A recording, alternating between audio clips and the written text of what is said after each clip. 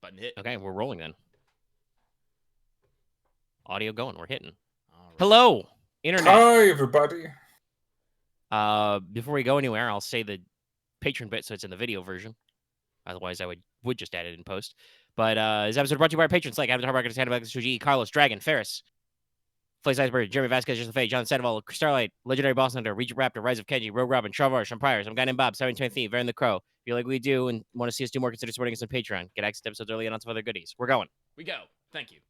So, my character sheet's a little bit messed up in terms of skills. What's happening? So I just wanted to clarify something. I'm 90% sure it is agility, but what stat is gunnery use?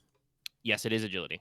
Okay, I was 90% sure, but it's the only one that doesn't have a abbreviation after it, so wanted to make sure because I'm getting a point in that. All right, Axe. Now you said you wanted to talk about something about game. I was trying to ask, because I felt like we could have asked this before camera and on mic. Okay, fuck you, Axe. Never mind. If you want to get fucking like that about it, fuck you. No, we're gonna move on now. All right. Well, there goes my monetization.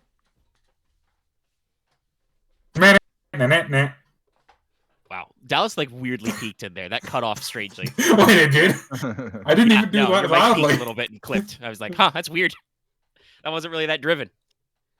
Okay. All right. Okay. I was scrolling through the skills because I wanted to double check. I mean, the audience already knows what I got in between sessions, so there's no point. Because I don't think I don't want to insult Omega. I don't think this is going to be anyone's first episode. Or if it is, you're weird. If it is, you probably should go back and at the very least listen to a previous episode, literally the previous episode, because this one's going to be a follow-up on that. Because what I was going to say to recap from our last time, to remind everybody what we're doing and where we're going. Basically, you guys got 2 quests. Yeah. So you found out about the one that is labeled Project Nocturne, which is what the Heavenly Maidens need you to help out with them. They're looking for an item called the Dead Man's Hand. It is a spooky thing that will help them find Rallus the Deathless, so that you can go punch him. And some crazy duke accused of heresy has it, right? Something like that. The Count Costanzo's got it, and maybe he's done a bad thing. You'll have to figure that out with subtlety. The second thing is you were paged by the Temple of Chryso to the quest that is called Red Hand, Blue Hand. A lot of hands involved. Yeah.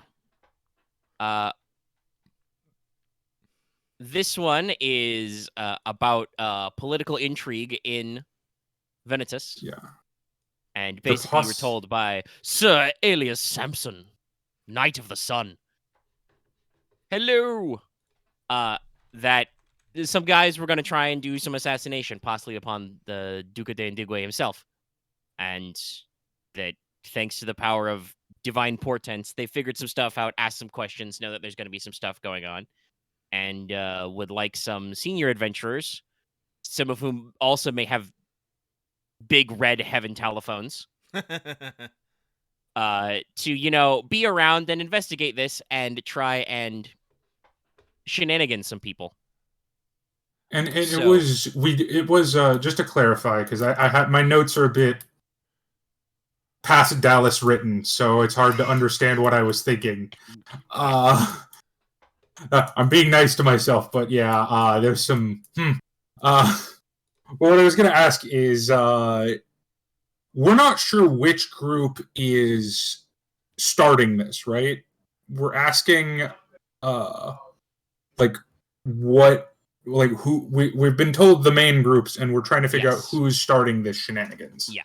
I'm sure you guys can have some assumptions, but strictly speaking, no. This is just... yeah, I have my own biases, but... The church got a vibe and decided to investigate that divine vibe and know some things, but they don't know enough to, lock... Sun God vibe checked the head priest, and he was like, oh shit, I gotta pay attention now. I think it was also kind of insinuated that there might be just, multiple plots going on, but, That's also true. Yes, Samson told you that, they don't know any details, but he does know that he's been in Venetus long enough to know that they don't do anything by halves, so there's probably going to be multiple prongs to any plot or shenanigan. Is it wrong that my first thought was we got to check under the Duke de la Castle's fucking estate to make sure there's no gunpowder?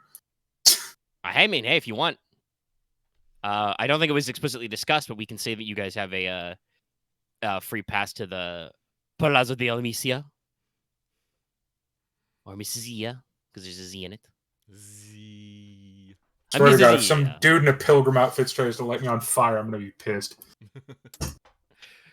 Well, you all have to live with your choices. Yes. Now, where we last left off, after you got briefed on the factions and some of the general setup and stuff, and I think I gave you guys some general outlines of what the palace is supposed to be like.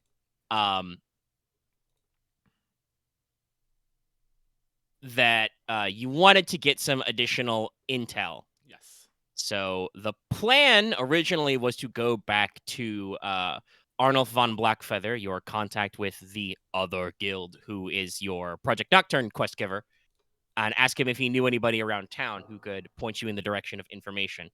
I would also like to put forward a technical second instance you could go to, as earlier that, same day, I believe, you helped out Ione Metaros, who you do know from your discussion with her that she is also plugged into shady dealings in this town and in other towns.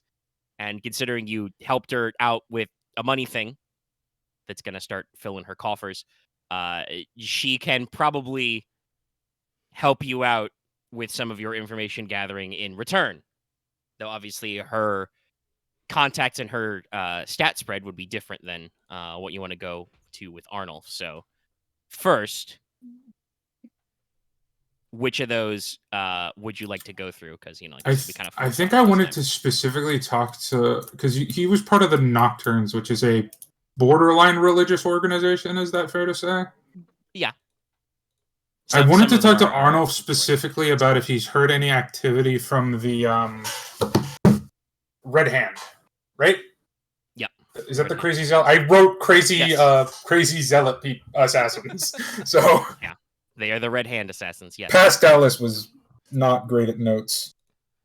Well, he tried. Did he though? Did Past Dallas try? I don't think he did. Okay, an attempt was made. That's fair. All right. Anybody else got any opinions on that, or are you willing to follow through on that one? No, I'm willing to follow through. As long as we're going to go get information. Yeah. All right. Okay. Yeah. So, about an hour after you last spoke to him, you returned to Arnulf. And he's like, back so soon, lads. What'll it be about this time? We can truncate the conversation a little, and just say the questioning. So, I think I'll ask if Lucky doesn't mind, just because I think this is the area that my character is the most knowledgeable on. You want to take point on this conversation? Just in regards to the Red Hand, not Black Hand. That's the actual people. No, it's a different thing. Yeah. There's some colored hands involved. Just in regards of that, because my character feels a personal connection. Yeah, go for it. Sure. So yeah, I had heard rumors that a certain order of assassins, the Red Hand, were in town, and I was wondering if your organization had come across anything related to that. Oh, that is quite a one. We do not get along well with those folks. I hope you understand. I would hope not, but yes, no. When I heard they were in town, it was cause for concern. Yeah, it is. Well, I've only just been in town, only a few weeks myself, but I can ask with some individuals, or I can point you in a direction for asking them yourself if you're looking for more up-to-date news than I've got. I think I'll probably let him. I don't say it like this, obviously, but I think I'll probably let him take it because I don't think I have the skill to ask those people those questions. Oh no, wait, no, I do actually. That's the one thing I have the skill in, is people not lying to me. Yeah. So yeah, I'll ask him if he can point me in the direction then. All right. Now, would you be looking for someone from my other guild who might be in tune with the things going on in this city, or would you be thinking more of a civilian persuasion? I think that your other contacts would be more in tune with this particular form of dealings, and I wish to make somewhat of amends. I believe I had misunderstood the nature of this organization based on unfortunate run-ins in the past. Don't worry about it. No skin off my back. But very well then. Yes, that's what the step we're in right now, Max. He'll reach into his, shaggy cloak and his various leather armors and pouches and produce a little calling card. We'll cut out, some thick parchment paper, pass it to Mortis, and says, "All right, you be going down to the beachfront. You'll find a small little print and shipping shop. Huh? Under the sign of a little birdie, little blackbird press. This card will let them know that I sent you. But obviously, don't be talking about our other business. Of course. No, this is on a I do unrelated not matter. yet know how deep the Count's connections lie with the locals. I will be of the utmost discretion, and because he doesn't know me, he can't know how bad of a statement that is. Maybe you could roll some dice. This is a great question. What are your ranks in deception? My ranks of what? Deception with a D. What's that? Okay. I was literally just looking at this. What stat is deception based off of? Is it cunning or presence? If it's presence, I actually have nothing. But if it's cunning, I do have nothing. Deception's So it would be cunning. Oh yeah, no, I've an zilch. easy vigilance check to tell that you are not good. I don't really know if he needs to be rolling that per se. Or perhaps it is better if I hand it off to an associate that is better at it. I just pointedly You'll looked probably all at be going at the half-dragon lady. Or dragon Leona's lady. subtlety is very physical. That's fair. But Technically, she has more cunning than I do, I think. That part is true. She's better at lying, I think, than you are by default. Though you have just admitted you technically have more presence than she does. Yes. Right, No, I'm better at telling when people are lying to me. I have vigilance and presence. And willpower Presence and is stuff. a stat. Yeah. But, so, yeah, anyway, you've got the calling card, and he says, all right, show them the card, you'll be let into an office. The person there can help you. In the meantime, I'm still working on putting my ear to the ground for other things. Oh my god, I just wanted to ask, because we have him right here, and if we didn't figure this out, I wanted to careful anyway. Did we figure out which of the three main factions the Count is on? Oh, yeah. I don't think you did so explicitly. He was a hawk, right? Yes, you can guess that he would be in the gold faction. Okay. Yeah, we guessed. Yeah, Gotcha. I remember that now, yeah. Yeah, because I know he was in the Azure fraternity, but that's not one of the. If you want to things. ask Arnulf explicitly, since I'll probably just do it for these groups, just to get a confirmation. Yeah, we can simplify this, and he would say that indeed, yes, he believes that he is associated with the gold faction politically. Yeah. See, we're still working on it. I have a poster board in my in-room. Yes, the cork board begins. No matter what game system I will play, I will always have a cork board. Maybe you should leave that to Ryahn. He's got the brain for it.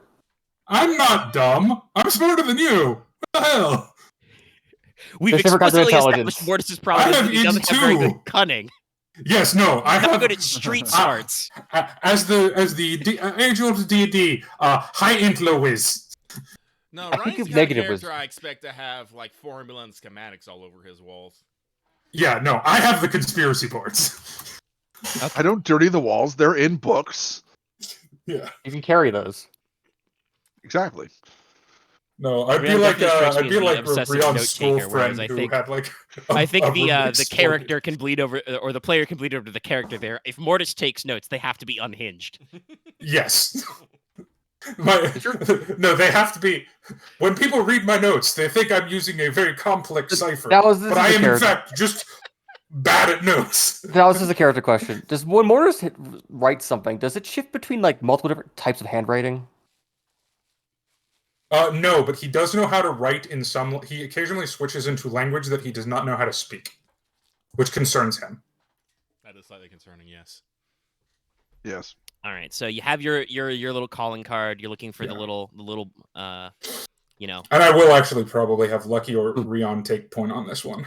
Oh, okay. So the Because Blackbird Press more and still Tuggery related. Do you want to head there now, or do you have some other place you want to go? I assume you want to go there now, but I don't think we have it. Does anyone else have anywhere they want to stop by real quick? Let's see. There's I don't think so. just to think it out in my head. We have the palace grounds. Mhm. I guess the main hubs of the factions, and I guess the press. So not really. All right. Yeah. Yeah, and the Duke, and asking about the Duke. We'll do that. Those are occasionally. basically our 4 main things. and you asked Arnulf to Yeah. double check the Duke for you, so he's Yeah. working on that Yeah. legwork. Basically, what we have to do for the legwork right now is we have the faction leaders and what their positions are in the city. The Black Hand, who are the quote unquote wild card in this situation. Done it again. The Duke. Oh, I get it. It's fine. Okay. Yeah. Sorry. No, it's okay. All right. So you guys trundle on down to the beachfront district is normally very nice, but you managed to find the shadiest part of the beachfront. There are some shady docks with some very lazy-looking dock hands and stevedores waiting there, smoking, huge pipes of pipeweed. Noting everyone who goes by. Yeah. Some of them are playing dice or card games, but they are not looking at their dice or cards at all. That's weird. You're pretty sure you're supposed to look at those. If you're good enough, you only look at your opponent's face. True. There are, several run-down, dingy warehouses with big, brand-new padlocks on them. And you do find a little, printing and shipping company with a little nightingale or something on there. Little blackbird. The curtains are drawn. Mortis now has a subsection in his notes. Why the hell is this city obsessed with birds? Coastal. It's true. None of the birds listed have been coastal birds. No. Well, except for Thieves blackbirds, Guild but those joint, are so you don't know. They those like are anything. Birds. They like to be up high. And I guess technically hawks can be. Never mind. No, those are usually osprey and whatnot. Yeah. So, somebody I assume knocks on the door. Do you care who it is? I'll knock. All right. Bonk, bonk, bonk. Slit comes open. Nightingale Princeton, what do you need? Dallas, did you hand over the Yes, I would have given you the business card. Yeah, it's all like. If you were gonna knock, I would have given that to you. Anyway. It's like, Portal will be like, what time is it? I believe it is early afternoon at this point. Porter will be like, afternoon, gents, mutual acquaintances of ours said we could do business together. And he's gonna, put the business card up to the slit. Or, yeah. All right. It says, kind of, you see, a hooded face in shadow kind of study the card, kind of lean back, door slides shut. You hear 3 deadbolts undo. Door, slides open. All right, come inside. Come up. Yeah. Seabright, I'll see you. I will gently duck in. Yep. Behind Lucky, I assume. Yep. Yeah. So you guys trundle in. The bottom floor does actually look like a print shop. It's very like dark and enclosed. They have lots of little candles and oil lanterns everywhere, big dark curtains, but it does actually look like they do, printing, labeling, packaging, whatever here. Though again, all of the people working here are slightly scruffy and dingy looking. As you see, there's no real reason for the doorman to be wearing like a big hooded black cloak. You probably see a couple of dwarfs and beast folk, manning the machines, occasionally picking their fingernails with like, knives and stuff like that. There's dark-skinned, dark-haired male catfolk playing 5-finger fillet by the back door. The hang him for Uh, Da-na-na-na. Maybe he's on break. So you stroll up some stairs. There's a knock. A voice says, "Who is it?" The doorman says to you, "Oi, see bright. Friends of the Nocturne are here. Show them in. Show them in." You are taken in. You led into, a well-appointed business office.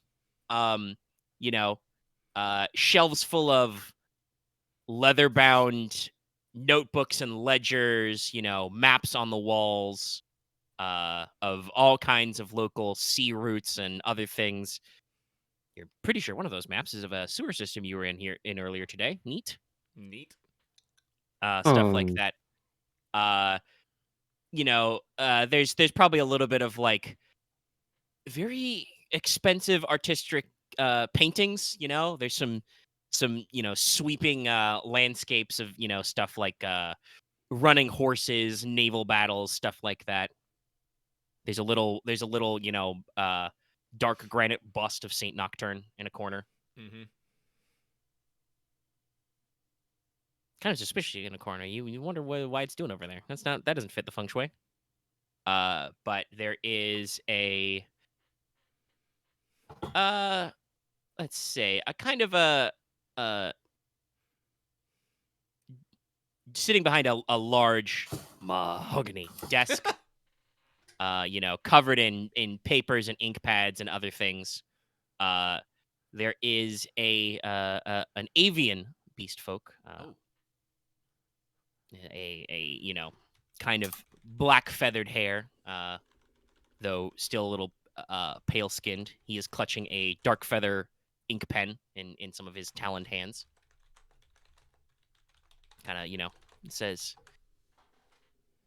how do you do? No need for introductions, friends. This is all confidential.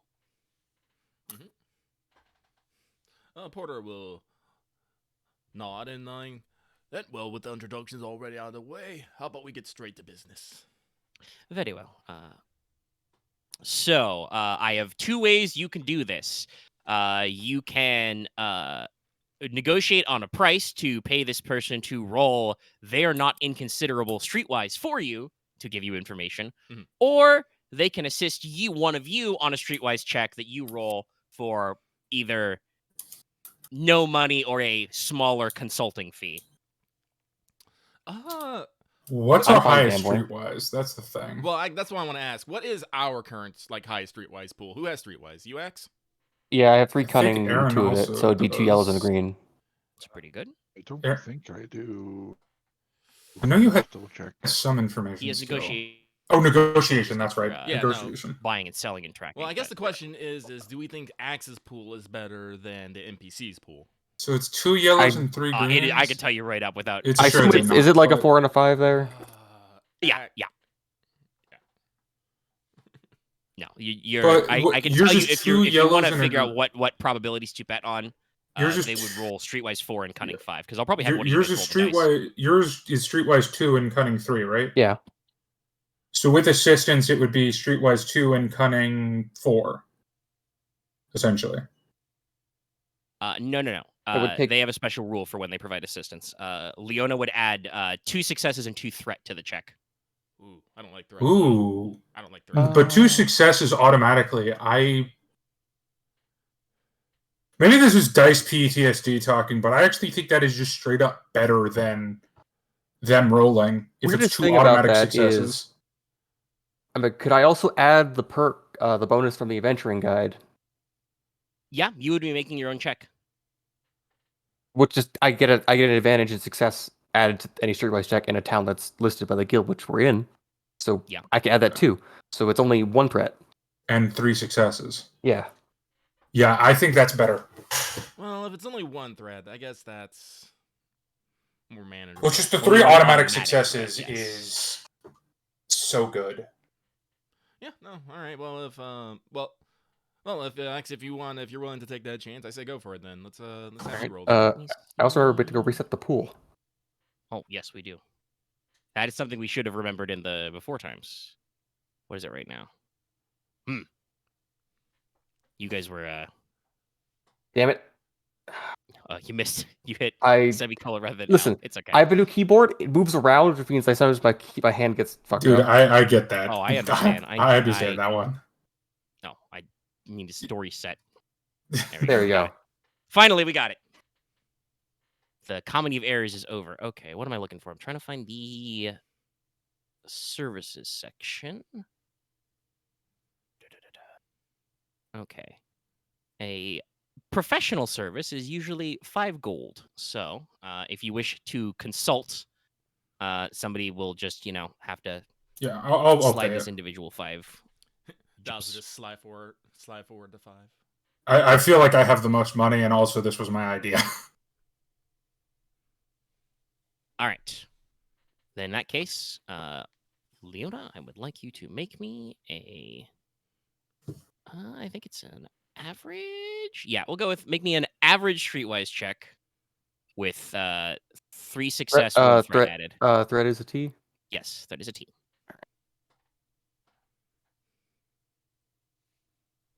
Yes. That is a very interesting result. Okay. I learned a lot of something, and also something really important, and then maybe something's a bit vague in certain places. I mean, I don't know how threat works, but I rolled feel only threat like difficulty. I feel like it's someone notices us. Oh, we'll see. I don't know about this position. Yeah, so you are primarily working on you want to know the names and general vibes of the faces of the 3 factions, right? As well as the movements Anything of the with the red Black hand. Hand. Yes. Red Red. hand. Red. hand. Let us say it. Let us say it. You don't have to. No, he'll get it eventually. It's the I only will way he'll get learn. this. It happens. No, the only way this could be more confusing is if Omega just starts doing an Armenian accent, or not Armenian, Bosnian accent. I don't think I can summon that one up off the top of my head. I would have to practice. Okay. All right. So with 4 success, you cross-check your adventuring guide, asking about some things, and this a lovely person who may or may not be a Thieves Guild capo. That might be the stat line I'm using. Just when you ask carefully worded questions about stuff, they let you know. And so, in short, I will not do an exit for the whole time. The basic vibes is, first of all, the head of and the main face of the white faction is pretty obviously the Duke de Indigwe himself.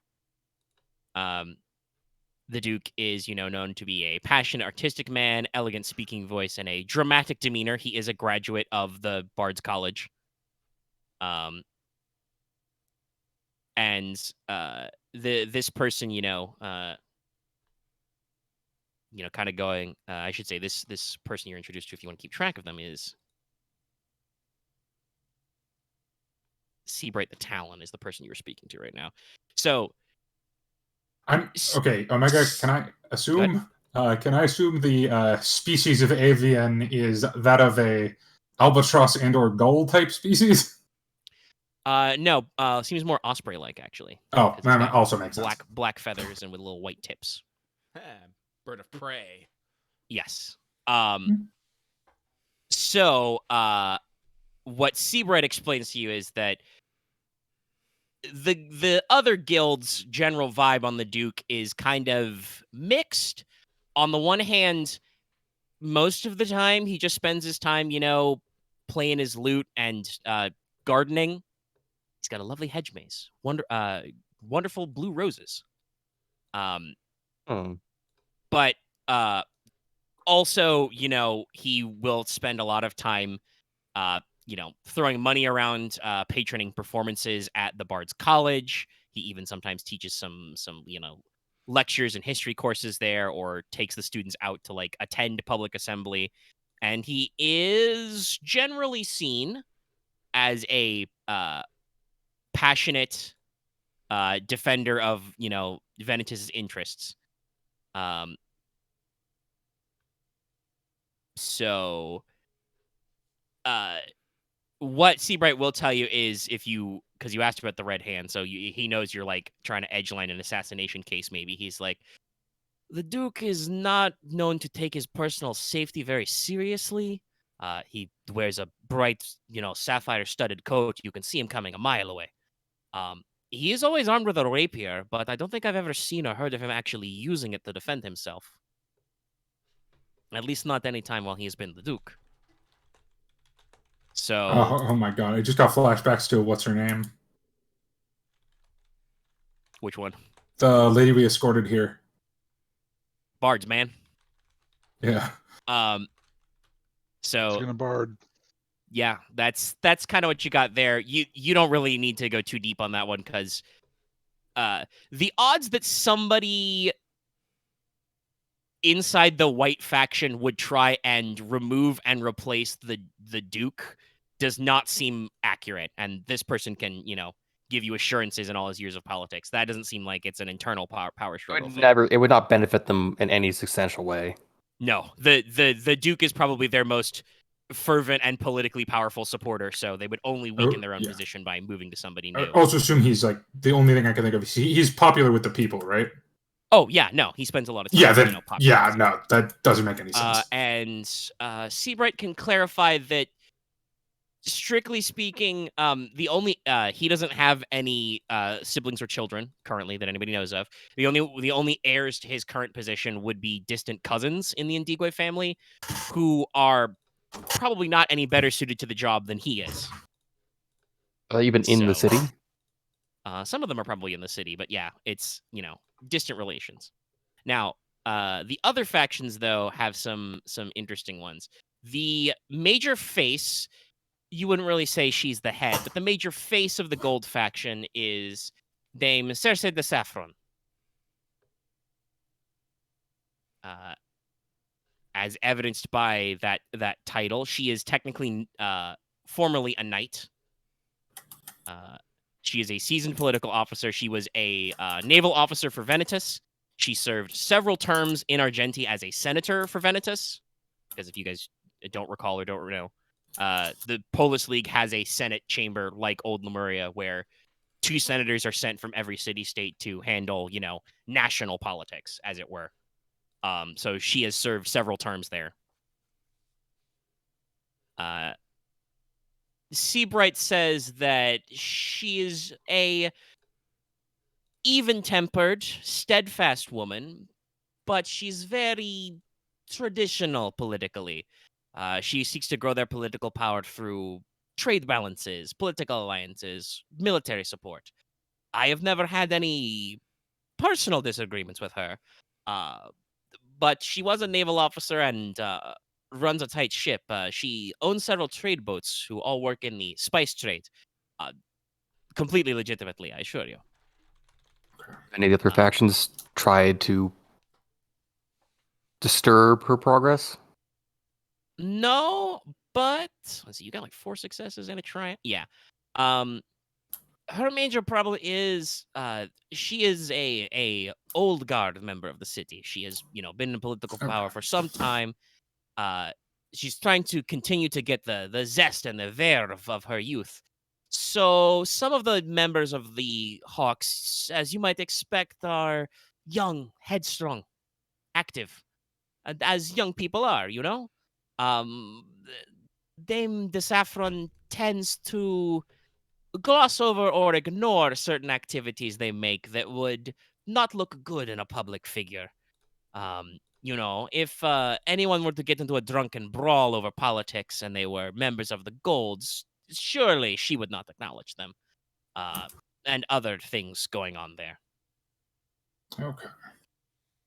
And then the last faction face, the kind of informal leader, because he helped establish the faction when they kind of split off. For the Black faction, the Owls, is Giles Vestanera, also known as Gil the Blackrobe.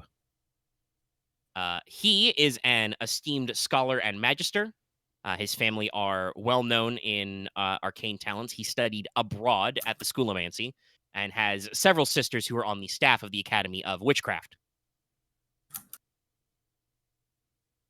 He is a former professor, librarian, and an adventurer, capital A. To clarify, sorry, but when you say sisters, do you mean in the metaphorical sense or in the literal sense? Literal sense. Okay. Sorry, with witches it's good stuff, to ask, but yes, no, his actual members of biological his family sisters, are on the staff role of the Academy of Witchcraft. Okay. So after he spent some time, like I said, as a professor librarian and a capital A adventurer, specializing in archaeology and dungeoneering, he returned to his hometown and got into politics.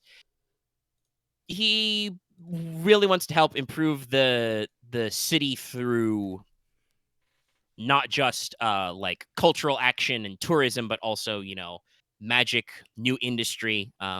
He heavily invests in, new forms of dye making and garment production, gotten into some businesses with some very advanced forms of looms. But Seabright lets you know that the Black Robe is known to be a little naive, shall we say, politically speaking. He is a scholar, a man of words and wisdom. Political maneuvering does not always come naturally to him. I do not think that anyone in the Owls are very violent, unless you come between them and a good book, but they are very logical. So I do not know on that one. If you had to ask my professional opinion, it seems most likely a Dread Hand hire would probably be through the Gold faction. I know them to be the most aggressive personally, and while obviously the Purple Prince does not play the game of political violence, at least not outside of Violetto,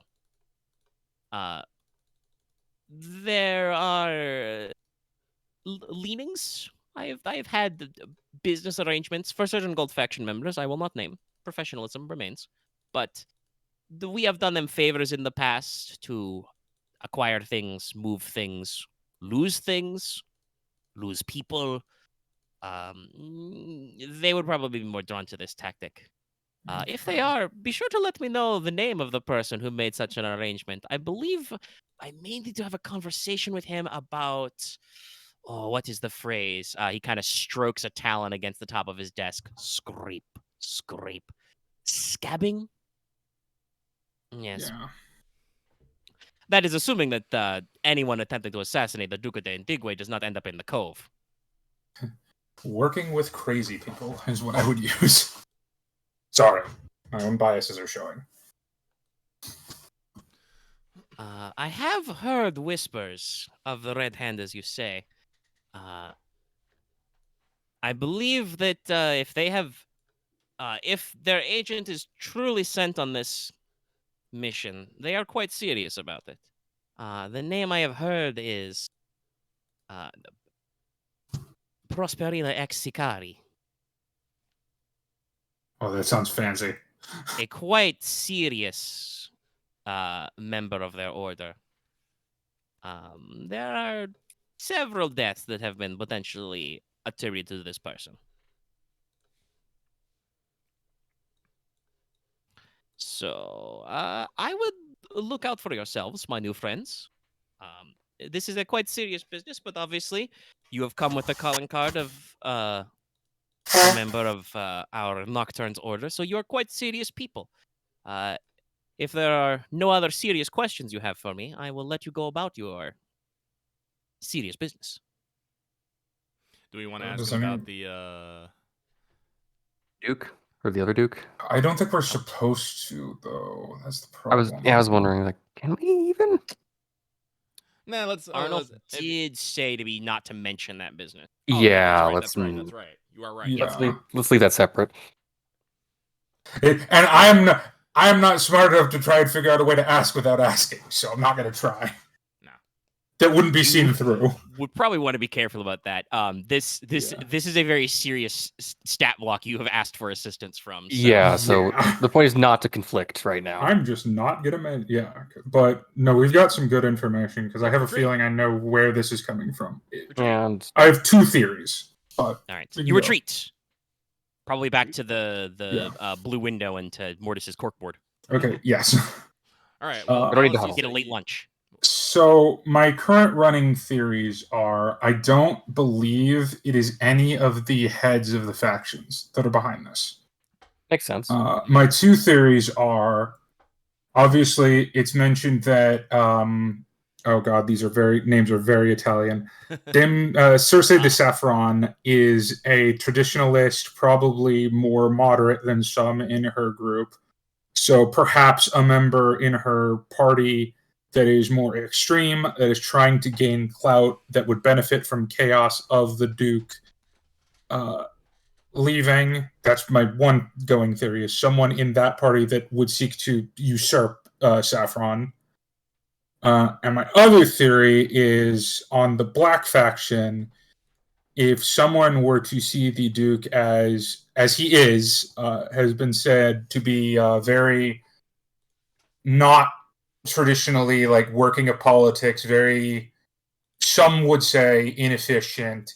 I could see a more logical, more politically minded member of the Black faction seeing that as unacceptable, and the only acceptable way is to deal with him. Those are my two running theories. Oh, they don't sound wrong. The only sense I had is that go. No, Axe, you had something to go. The only sense I had was that it can't be the White because they'd only be hurting themselves in the process. Yeah, no. Yeah, if it is a member of the White faction, I feel like it is explicitly someone who is infiltrated it. That's the only thing that would make sense. Yeah, I'm not sure about the. I'm not going to worry about that possibility because that's too much. What is the Duke's stance on magical experimentation? I mean, he's a member of the Bard's College. So Well, it's not the pretty magical open. experimentation thing. Remember the Black faction wants things to go smoothly. They want things to keep going. What I've gotten from the impression of the Duke, from what we've heard, is he is very lackadaisical. He kind of just I think it happen as they do. Yeah, I think it would be as a matter of inefficiency, not necessarily him blocking the Black faction specifically. A phrase I used last time to remind everybody is that the White faction is all about soft power. Yeah. Lucky, I believe, used the cultural victory, tourism victory phrase before. Yeah. They don't really need to go out there and do anything. They just, are, pretty and successful and generate lots of money, and, victory comes to them, kind of a thing.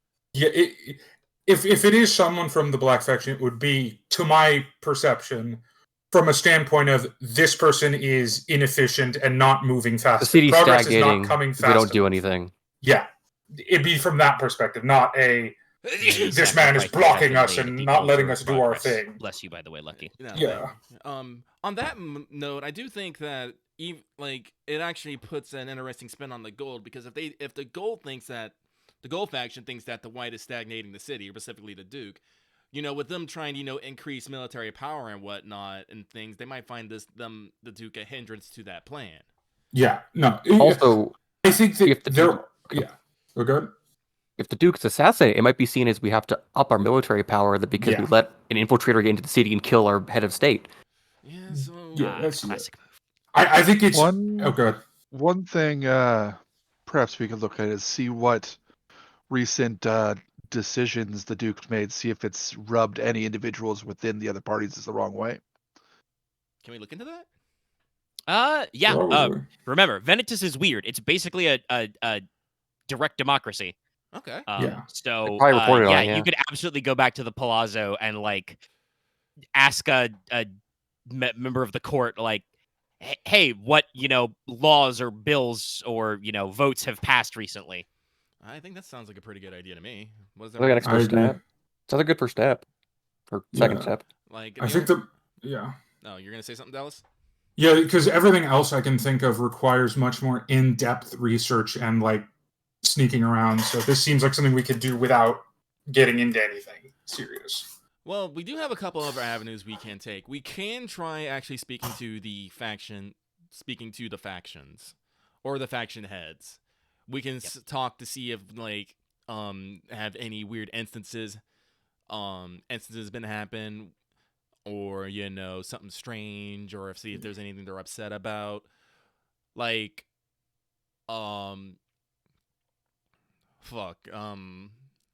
guess Porter can pull rank. I guess. Honestly, I was thinking we ask about the bills, and then maybe we ask the White to see if they have suspicions, and then ask the Black to see if anything conflicts there, and then we ask the Gold and hope we have enough cards to press. Oh, so you want to show up our deck before we start? Yeah. Okay. No. That makes sense. And the other thing would just to be if we can check from a citizen standpoint, just are there any other major players in those factions? Like, has there been any like rising star politicians? Okay. Like, to use a real world analysis, are there any like DeSantis equivalents of like someone who has recently gotten a lot of talk of, oh, this person's important? Yeah, so I guess let's go ask about what bills have passed recently, All right. or what have not passed recently. Surprisingly, All right. You're going to return to the Palace of Friendship, the Palazzo della Misia. Oh, that does remind me though. I forgot to mention this. Do we want to consider putting a guard on the Duke? Or just have someone hang out with him, quote unquote? that'd be not a bad idea. I mean, You can does he attempt. have any sort of personal guard like himself? Like, I kind of find it kind of odd if he didn't have anyone. The Palazzo does have guards, and strictly speaking, you remember this conversation again from Sir Samson. The Knights of the Sun take it upon themselves to also act as a neutral guard force for everybody on the palace grounds. I feel like I Temple could, Chryso built into the palace. because of where my skill sets lie, I think it could be beneficial for me to like just shadow the Duke while you guys are kind of doing the research, just because I have, I think, the best ability to spot incoming danger, because that's vigilance, right? Yes. Yeah. I would think Also, you'd be backstory cool. stuff that I think you've talked with these guys about, but you have literally bodyguarded nobles before. Yeah. Yes, that is kind of my shtick. So, yes, that could probably work. I also think you're just the most sturdy, and I guess if something happened, you'd be very loud enough so we'd notice. Well, I guess the question is that something that we want to do, though? Like I said, Mortis is not inconspicuous at all. I mean, I can be more conspicuous. It would just make my health worse. He can Essentially. take off his plate mail and his giant Yes. flaming wings. Try to take the wings off. Let's see No, if that we doesn't can- actually do anything to stealth. I think before we kind of like play our hand and like let them potentially know that we're trying to guard the Duke, maybe we should try and at least get our initial Yeah, spot of information. So that's the one Yeah. problem. While I have a good vigilance skill, I have a feeling it is going to be nothing compared to this God, what's her name? Prosperinia ex Sicari. If anything, I think we should consider that after we ask the first few questions. Spinaci. all right, so more information it is. Yeah. All right. To the Public Assembly Hall. So, yep, you go back to the palace. Again, probably after like a late lunch. So you go into the, assembly hall area and, walk through some of the various galleries and courts. You find a court clerk. It has been, since it's now probably been a couple of hours since you first went to see Sir Samson, because, you had to double back to Arnulf and back and so forth, bouncing around the city. Really getting your Fitbit steps in today. And this is after you guys loaded a cart full of heavy magic rocks. Yeah. So Oh, your yeah. workout goals today are going great. He's had enough time to basically brief court officials and knights and stuff that like, hey, these adventurers are assisting us on something. They have the normal run of the place. So you're able to access some records at all. And in that case, I would like you guys to make me a... this is a little specific, so anybody who wants to can make me a hard knowledge rules check to study records. I will just Oh, assist. all right. Well, I will roll. Does anyone wish to assist me? Yeah, I think both Lucky and Ryahn should roll because they both have good chances. I'll assist Lucky. Yes. I'll assist Ryahn then. What's your int, Lucky? 1. Okay, then yeah, I'll give you my int. Can we do that? Do you have knowledge rules though? Yep. Yeah, he's a caster. No rules. I'm a caster. All right. Yeah. What's your int? My int is 2. All right. Well, that would give me. Or you didn't another get a 3 yet, yellow. yeah. No, I changed it to agility. I will get a blue from Leona. Does Leona actually have no rules yet? No, I just have it as a skill. And you said it was hard, right? Yeah, it's Just hard. an untrained assistant. But I know you have a shit ton of no rules, so. Is A solid enough roll. Hey, no threat and A lot of 2 canceling successes. out, but That's we got fine. here. Yep, I got Tried to fight you on it.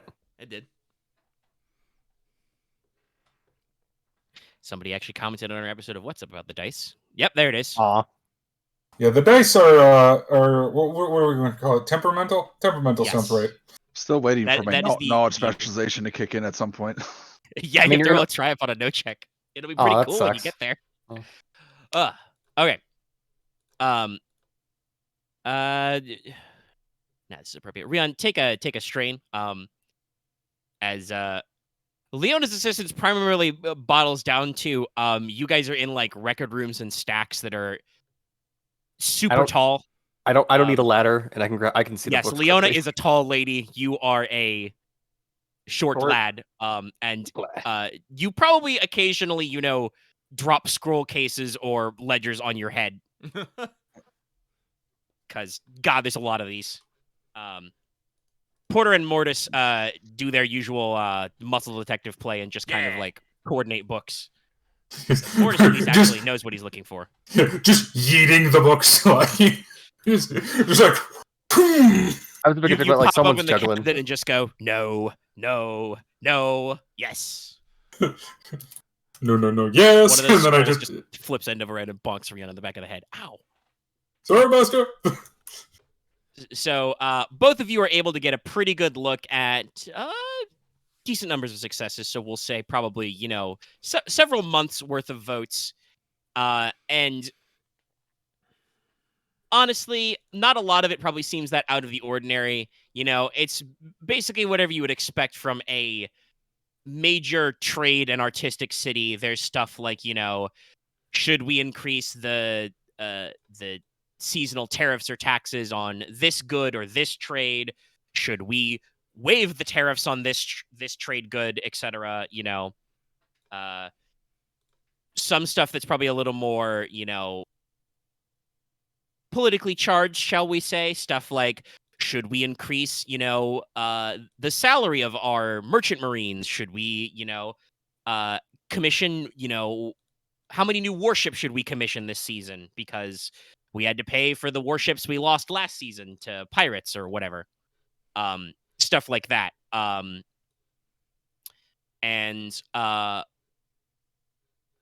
Voting would probably be a matter of public record. That's probably how they count, is literally somebody, jots down all the names and numbers who vote. And obviously, again, being a direct style democracy, not everybody shows up to public assembly to vote, but a decent body of citizens do. And nothing really stands out as a particular hot button issue, but you are definitely noticing this period where, like I said, some of those votes for spending more money of the treasury on military things are starting to crop up more. But currently, they are definitely being stymied a little by what looks like the other two faction blocks. There have been, votes to like hire more town guards, and while some of those have been like, well, we can increase the salary of our guards, we don't need to have like a big push of men kind of a thing. I believe then I said last time the name of the local town's guard are called the Friends Protectors. So, there's pushes for them to get more funding. They don't really seem to go anywhere. The amount of naval ships they're ordering from Navisport is pretty standard if you go back and check historical records, Despite the fact that, according to some of these budget notes, it seems like Venetus is pretty baller in terms of treasury. They do a lot with both normal trade goods and arguably luxuries, because, again, the major industry here is dyes. But also there's mining in the mountains, so... They make a lot of cash. They tie the Porter will be happy to know they tie the decent amount of it to the local churches. Sick. Obviously propping up the Church of Chryso here, but also quite a lot of work to, relatively new temples to Ophelia and Houses of Healing, to the Temple of Aqua. They donate generously, stuff like that. But there are a couple of bills or notifications that have passed. Apparently, maybe a couple of months ago, there was a plan to overhaul some of the sea walls and outer walls of the city a little that actually passed through. People generally agreed it was probably a good idea. But yeah, it seems like there's definitely a political push for more military spending, and currently you would guess the white and the black faction are digging their heels in a little.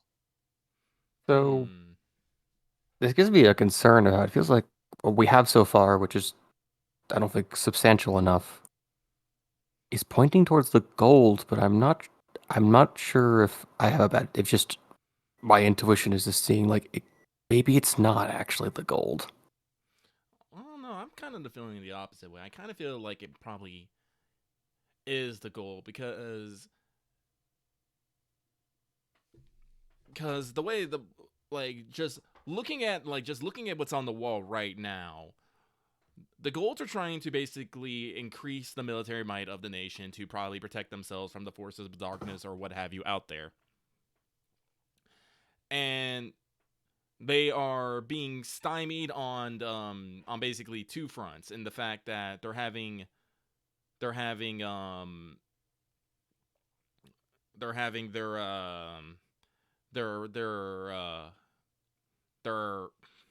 Ending? Plans? They're having their plans stymied. They're having their plans stymied a bit, and other people are just, and the white faction is just kind of being like hoopty fucking loopy doo. They probably get along with the black faction a little bit better, because the black faction sees things logically and efficiently, which usually actually plays pretty well with military tradition and whatnot. Yeah. And there are probably some joint spending bills and ideas put forward by both black and gold politicians whose names we are starting to recognize to overhaul certain facilities. Like probably something that did pass was to amp up and build up the city's dry docks facilities so that they can maintain ships they already own better. I am having a feeling that this may be a joint coalition, if that makes any sense. I That don't or know, it's I don't know if joint. I'm I don't think this is something that is at the top of gold leaders. Oh no, it's not. I don't think it's at the top of either. But I think it's some brash upstarts be like, yes, I know what's good for this city, and no one else can see it, so clearly I have to take action. Yes. Problem is, wouldn't they just? Would it be too much of a heart for someone in the gold to just challenge the Duke then to a duel? Is dueling legal? I mean, yes. Dueling, yes, is probably legal. He carries a blade for a reason. I mean, that could work to shame him, but it's not like he just wouldn't accept a challenge to his title. Yeah. Remember, everybody in this city is politically empowered. Yes. Because of the Declaration of Friendship. On paper, the Duke is a figurehead, as evidenced by the fact that you are technically inside the ducal palace, but the actual Duke and his immediate family only control 1/3 of it now. Look, as someone from an area where things like that sometimes do happen, that really doesn't happen that often. And here's the thing, remember, if the Duke is removed, well, then it shows immediate weakness without actually destabilizing the military power of the state. True. That's the thing. If someone were to challenge him, it wouldn't give the same message as if he were to be killed. True. I was just wondering if it's... So, hypothetically, while you haven't met the man yet, you do understand that he does walk around to this town with nothing but a lute, a sapphire-studded coat, and a rapier. You have not heard whether or not he wears anything under the coat. He's probably pretty good at that. Yeah. You guys went to the Bard's College a couple of times. You know that they have kids outside drilling in swordsmanship and archery and shit. Bards don't get sent out to travel the world and collect stories and sing songs without some way of taking care of themselves. Also, here's let me get this thought out real quick before I forget it. Here's the thing. And that's the thing. Even if the assassination fails, it still can have the same kind of effect. Yeah. Whether the Duke lives or dies by this assassination attempt, it will be a show of weakness on part of the white faction and the military and the state of the city in general. My wondering was then if it's a thing of the assassin is hired by the gold to make it look like the black hired an assassin to do it. I don't know. I think that's too deep. That might be getting a little too complex. You guys need to actually probably talk to these people before you Well, get too much. it's also, I think that another thing that I think supports Lucky's line of thinking is they're specifically they're choosing this group for a reason. This group has a certain reputation that inspires certain thinking. This isn't some random Thieves Guild assassin. This is a very high-profile assassin guild. Full of crazy people.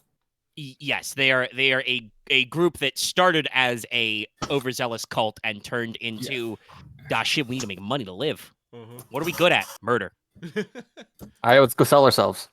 All right, well, I think with that, I think we have a little bit idea. I don't think we're any necessarily closer, but I have particular leanings. I think we should ask the white because we have the least suspicions about them. Well, do you want to try and arrange a moment with the Duca de Antigua? Who, by the way, I want to make sure he does not ever, and I will not ever state his given first name. No, I don't. Yeah, I don't think it's a good idea to meet with him directly just yet. Does he get 3 per turn? Because if there's an assassin gunning from him, I don't want them to see us necessarily. Not next to the dude. Yeah. Okay, so you can then roll with more of a vague crowd of the white. Yeah, maybe some of the other prominent politicians. All right, I will not have names for all of them, but if you wish to meet with some members of the white faction, the Swans, I can, they can rattle all up, and I've got general vibes. Okay, so you wish to. Well, I'll phrase it this way. What is the tone of this meeting? Like, are you gonna go up to the white faction secret clubhouse and just assassino, assassino? No. No. And think about this in terms of maybe what social skills some of you may or may not be rolling. Is this do we want to get them together and be like, hey guys, we've heard about credible threats on your faction integrity. We'd like to remind you that political violence isn't cool, and here's what you can do to stop this. See something, say something kind of a meeting? Or is this going to be more of a come to Chryso kind of hey guys, if you're thinking about doing an assassination, don't. Honestly, I think we should do the first suggestion for the white and then the second thing for the black. Well, I have a specific thing I want to do with not the black. Never mind, wrong thing. Okay. Well, Porter would like to be friendly and just check in and make sure everyone's okay. Yeah. See if any first step. Yeah. All right. In that case, we'll set some tones. I should let you guys know. While we are not necessarily gonna do.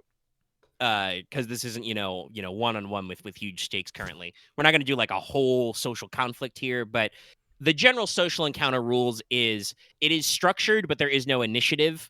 You guys just generally do stuff when you want to, and I can double check. I think the implication is that you are supposed to let it wrap back around to you, so you should not necessarily go twice before everybody else has at least had a chance to go, but it's a little bit more freeform in terms. So if Porter would like to kick this off, with some, just positive vibes. Anything specific Porter is saying to these guys? Again, also, where would you like this meeting to be held? They've probably got little antechambers and dressing rooms and shit, or you could technically go off the palace grounds to a coffee house they like to hang out in. Well, yeah, if they have a coffee house, let's make this sort of a friendly social. All right, very informal. All right, yes. Go ahead and like I said, if you've got any specific lines, hit me with them. Specific lines? No. I'm my basic goal is basically to put everyone at ease and basically put at ease and not make them more receptive to what other people in the group have to say. In that case, I would like you to make me a daunting charm check. Please add a blue dice because you are nice and people like you. Also, you're very shiny. I am shiny. Daunting's 4, right? Yeah, that's 4. You are trying to assuage technically a large group of people. There will be, a couple dozen of them at least in this location. Give me 1 second while I double check things to say if I have anything to help me with charm checks. I don't think I do. Are you wearing dancer's garb? Nay. Do you want to cast Gift of the Gab on yourself first? I have a... But would that mean? Well, I was thinking about that, but the question is will that mean that I'll actually have to wait till my time turns again before I actually have to make this check, or can I do both of these things back to back? No. You can have pre-buffed yourself. All right. Because you did not know how hard this would be beforehand. Right. So, All right. if you want to juice yourself up, that's you can roll the dice and take the 2 strain. So, If I would, please let me double check all this stuff real quick though. Because Compel is not on a spell card because I made it up. Yeah. Gift of the Gab. Source, I made it the fuck up. Yes. Let's see. We start at average. Gift of the Gab is +1. Yes, the group you're talking to is larger than 16 people, but smaller than 50. By the way, yes, in case you're curious, the general difficulty is based on how many people are in a group. 2 to 5 is average, 6 to 15 is hard, 16 to 50 is daunting, 50 plus 50 is formidable. I will also be casting a spell on myself before we go here. Which one? Which is? It's called Gift of Mundanity. Ah. It's basically mask plus realism, but Yeah, I it get it. essentially blurs my face in a way that makes me look like a non-standout, nondescript person. Yep. It should look shorter. Kind No, of. it's just an optical illusion that basically, someone will not be able to pick me out of a crowd. They'll be like, what that guy look like? I get you. I get you. All right, so It's that SpongeBob meme. Now I am perfectly normal. well, everyone hold on to your butts. I'm gonna make this ridiculously difficult, but I think it'd probably be best because I'm also gonna add range and additional target. See if everyone can get a little. Well, If you're right next to us, do you need to add range? Well, I'd say otherwise it's engaged. I mean, you could huddle. I could just pat us on the back. Well, no. A second question then is does the spell effects end if they get out of range though? I believe we've asked this before, and no, there is no mention of, as far as I can find. Then, okay, I will just do additional target. Maintain concentration. So yeah. Hypothetically, I could make you make a discipline roll if these guys got really far away or you lost line of sight or something. Make a concentration type check. But no, there's no. I don't believe any explicit reference to ongoing spells if the person leaves the range. Oh, Jiminy Jimbo. Well, this is hang on. This is why I have this ability. So, story L. I now have 5 fucking advantage on my check. So, yes, I will spend it so that everyone here will now gain success advantage, I think? Yeah, success advantage on all social skills. Okay. Vigilance is considered a social skill, correct? Which one? Vigilance. No. No. So the social skill list is... That's very bullcrap, though. explicitly, What's a defense skill? It is charm, coercion, deception, leadership, and negotiation. Vigilance is a general skill. Thank you. I just feel like it's a social skill just because it's how to read people, essentially. I mean, a lot of the social skills are defended against skills that aren't social, so... That's fair. Yeah. So It's now, vigilance counts as a general skill because it has multiple uses. Anyway, That's go fair. ahead. B and then success V.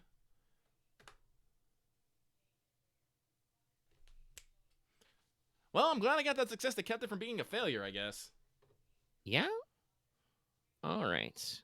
So, Porter, you do some handshaking, some baby kissing. some friends, Venetians, countrymen. Probably Venetians, but, the Lend me pronunciation your is close enough to ear. be funny.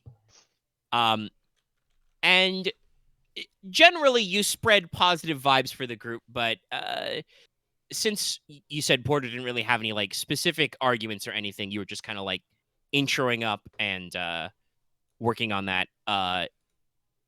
You don't really necessarily change the disposition of these members of the White faction one way or another. You're just kind of out there being nice, and they accept that. But they are, political operators. They're used to being schmoozed and glad-handed, so they don't really necessarily change their opinion of you or your group one way or the other. Omega.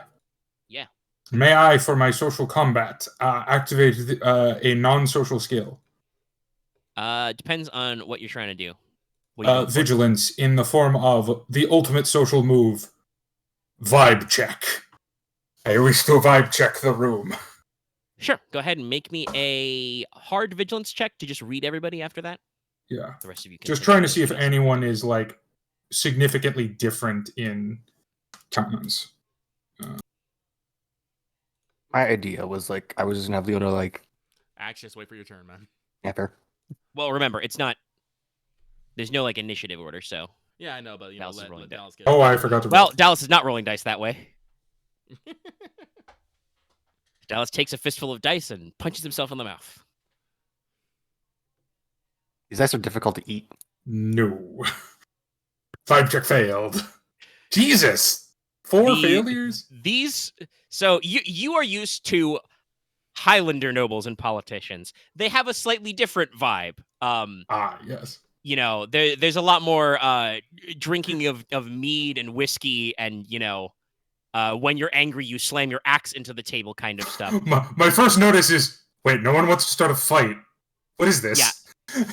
These people are dressed, very like Renaissance-y, long flowy sleeves, white puffy pirate shirts, so many floopy hats and berets, and they are just, drinking lots of coffee and eating little pastries and,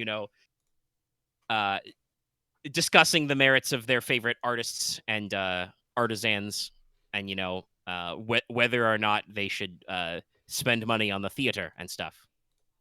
The answer is yes. Always spend money on the theater. So you're reasonably certain with 2 advantage on a failed check that, like, none of these guys is secretly the assassin and they're waiting for you to turn their back and stab you, but you don't really get a good read on the people here. I'm assessing for basically what I read this is I'm assessing for all the wrong qualities. Yeah. It's like, okay, no one's about to start a fight. No one wants to kill me. Wait a minute, this isn't combat. So, Leona, you had an idea? Because I don't think Leona can manage a crowd. I was thinking if she wanted to just, I guess, use perception to look around to like see if there's any points for all the other people to push on. Like anyone looks like someone seems indecisive or is just trying to avoid conversations amongst the crowd. Your choice. You can roll me a hard perception or streetwise check.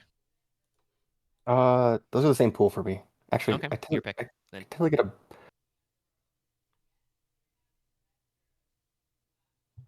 I guess it depends if like anything to add things to that, but I don't think they do. So, well, right. I'll do streetwise. Okay. Read the streets. Hard. Yeah. All right. Doesn't count as social, so yeah. Yep.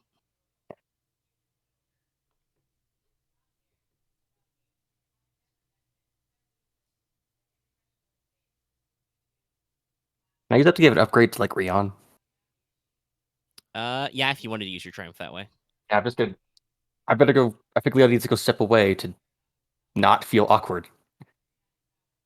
Yes. Leona, you try to get a sense of some of the people here and the other thing. Actually, no, with the 2 threat, I know what happens. Leona, you are minding your own business, trying to listen to people. You kind of circulate around the coffee house, trying to listen in on conversations they're having. Your low Lemurian isn't super great, but you can pick up a few things here and there. And then some maybe less politically active and more sociable, but some very young, pretty and polite people notice that you are in fact a Longu, and very foreign, and accost you in a corner in a booth.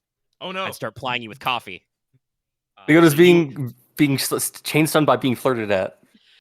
Yeah, I just oh, you're so tall. So exotic. Oh no, the extroverts found an introvert. They attack. At least one person offers to paint you. This is why I disguised myself as well. And you get a couple of free cups of coffee and some very awkward moments of conversation. And the last thing you do before you are pulled, like I said, into a side booth is you give Ryahn a look that says "help," and Ryahn just tips his hat at you, probably. Ryahn is just turnabout his fair play, motherfucker. So, before we probably cycle around to let anybody else have a crack, Ryahn, do you have any social things you want to do, or any other skill checks you want to make Let's see. to influence or gather info on the white faction?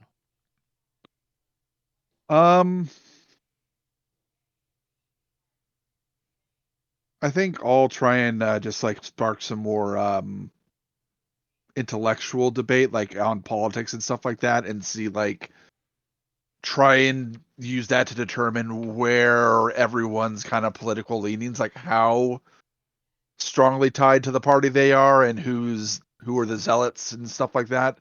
All right. This will still be a charm check, and it is targeting a group, so I say it will be daunting. There's Okay. technically a fun talent if you want to do things socially with academic, but I don't think Ryahn has talk shop. It's No. Arcanist. That's not an Arcanist either, so Oh, No. I misremembered then. It's in some I believe other it's in social Guildmaster stuff. or Craftmaster or whatever. So, but anyway, all right. But Leona did give you an upgrade. Okay.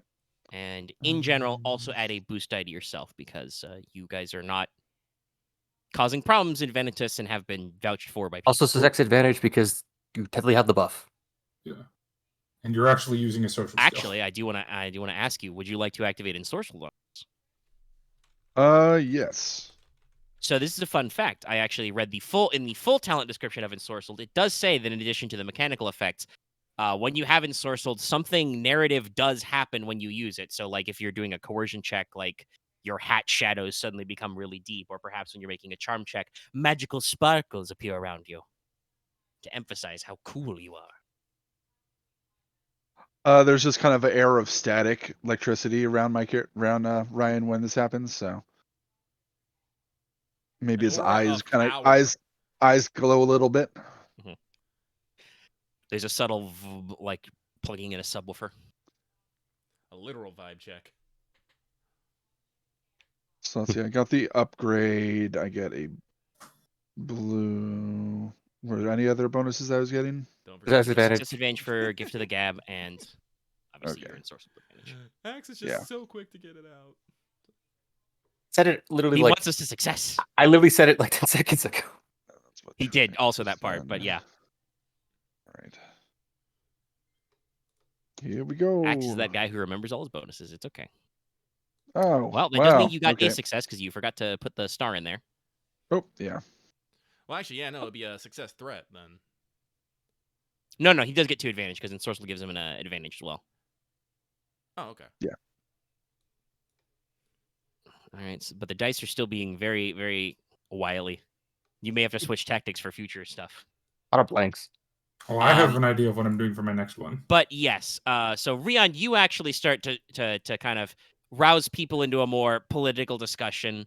Not necessarily like, it's not a coercion check because you're not doing like scare tactics or anything and being like, this could happen to you. This could happen to your children. You're just like, hey, how's them politics? Mm-hmm. And you do actually manage to get some people brought up, get some people on board, and get into a discussion of recent things going on. And you're starting to like, for yourself and for the many paths in general, to grow a little influence here. And so with a successful check there, you could kind of lean on some of the ears you grab on the crowd to have them maybe, take some of these threats a little more seriously, or you could, lean on them to like maybe lean on the other factions harder, depending on what your general goals are here.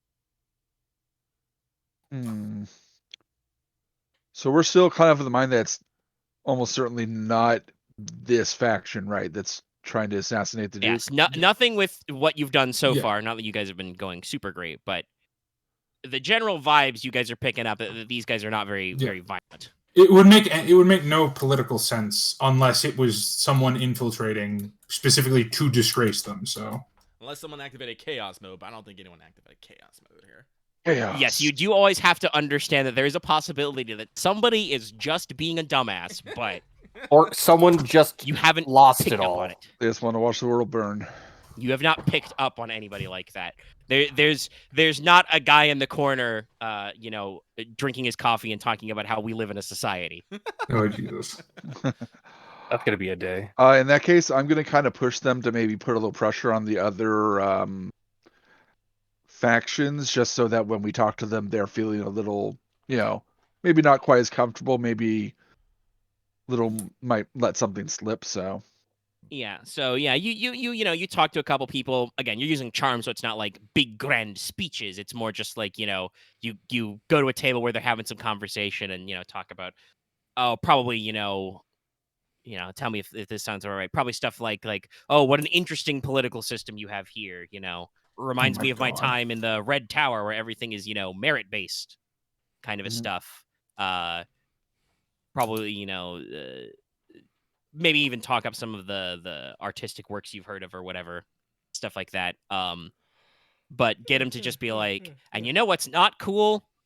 I feel like I say it a lot, but sometimes some anvils need to be fired off. You know what's not cool, kids? Political violence.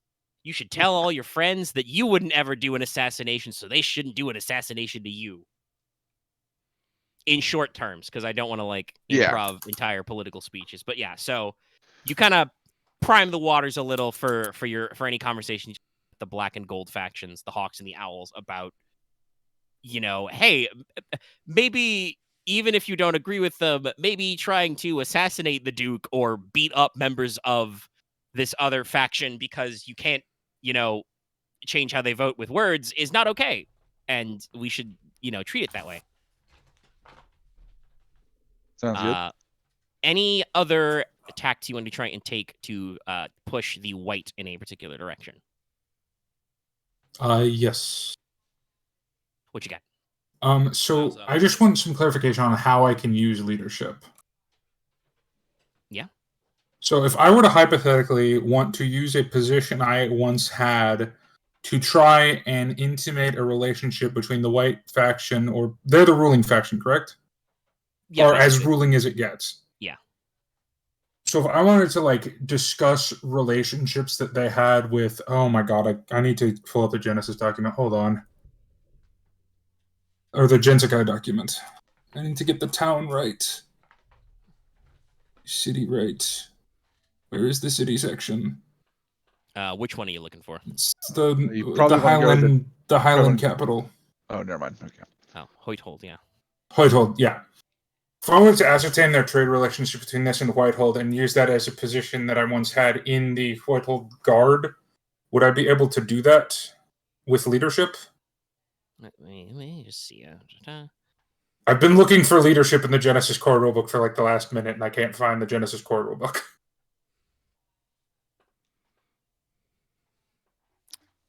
Yeah, it does say try to convince a crowd to take political action, make sure people follow your orders, convince a mob to stand down. So yeah, that would be leadership, to just be like, hey, I'm a cool guy.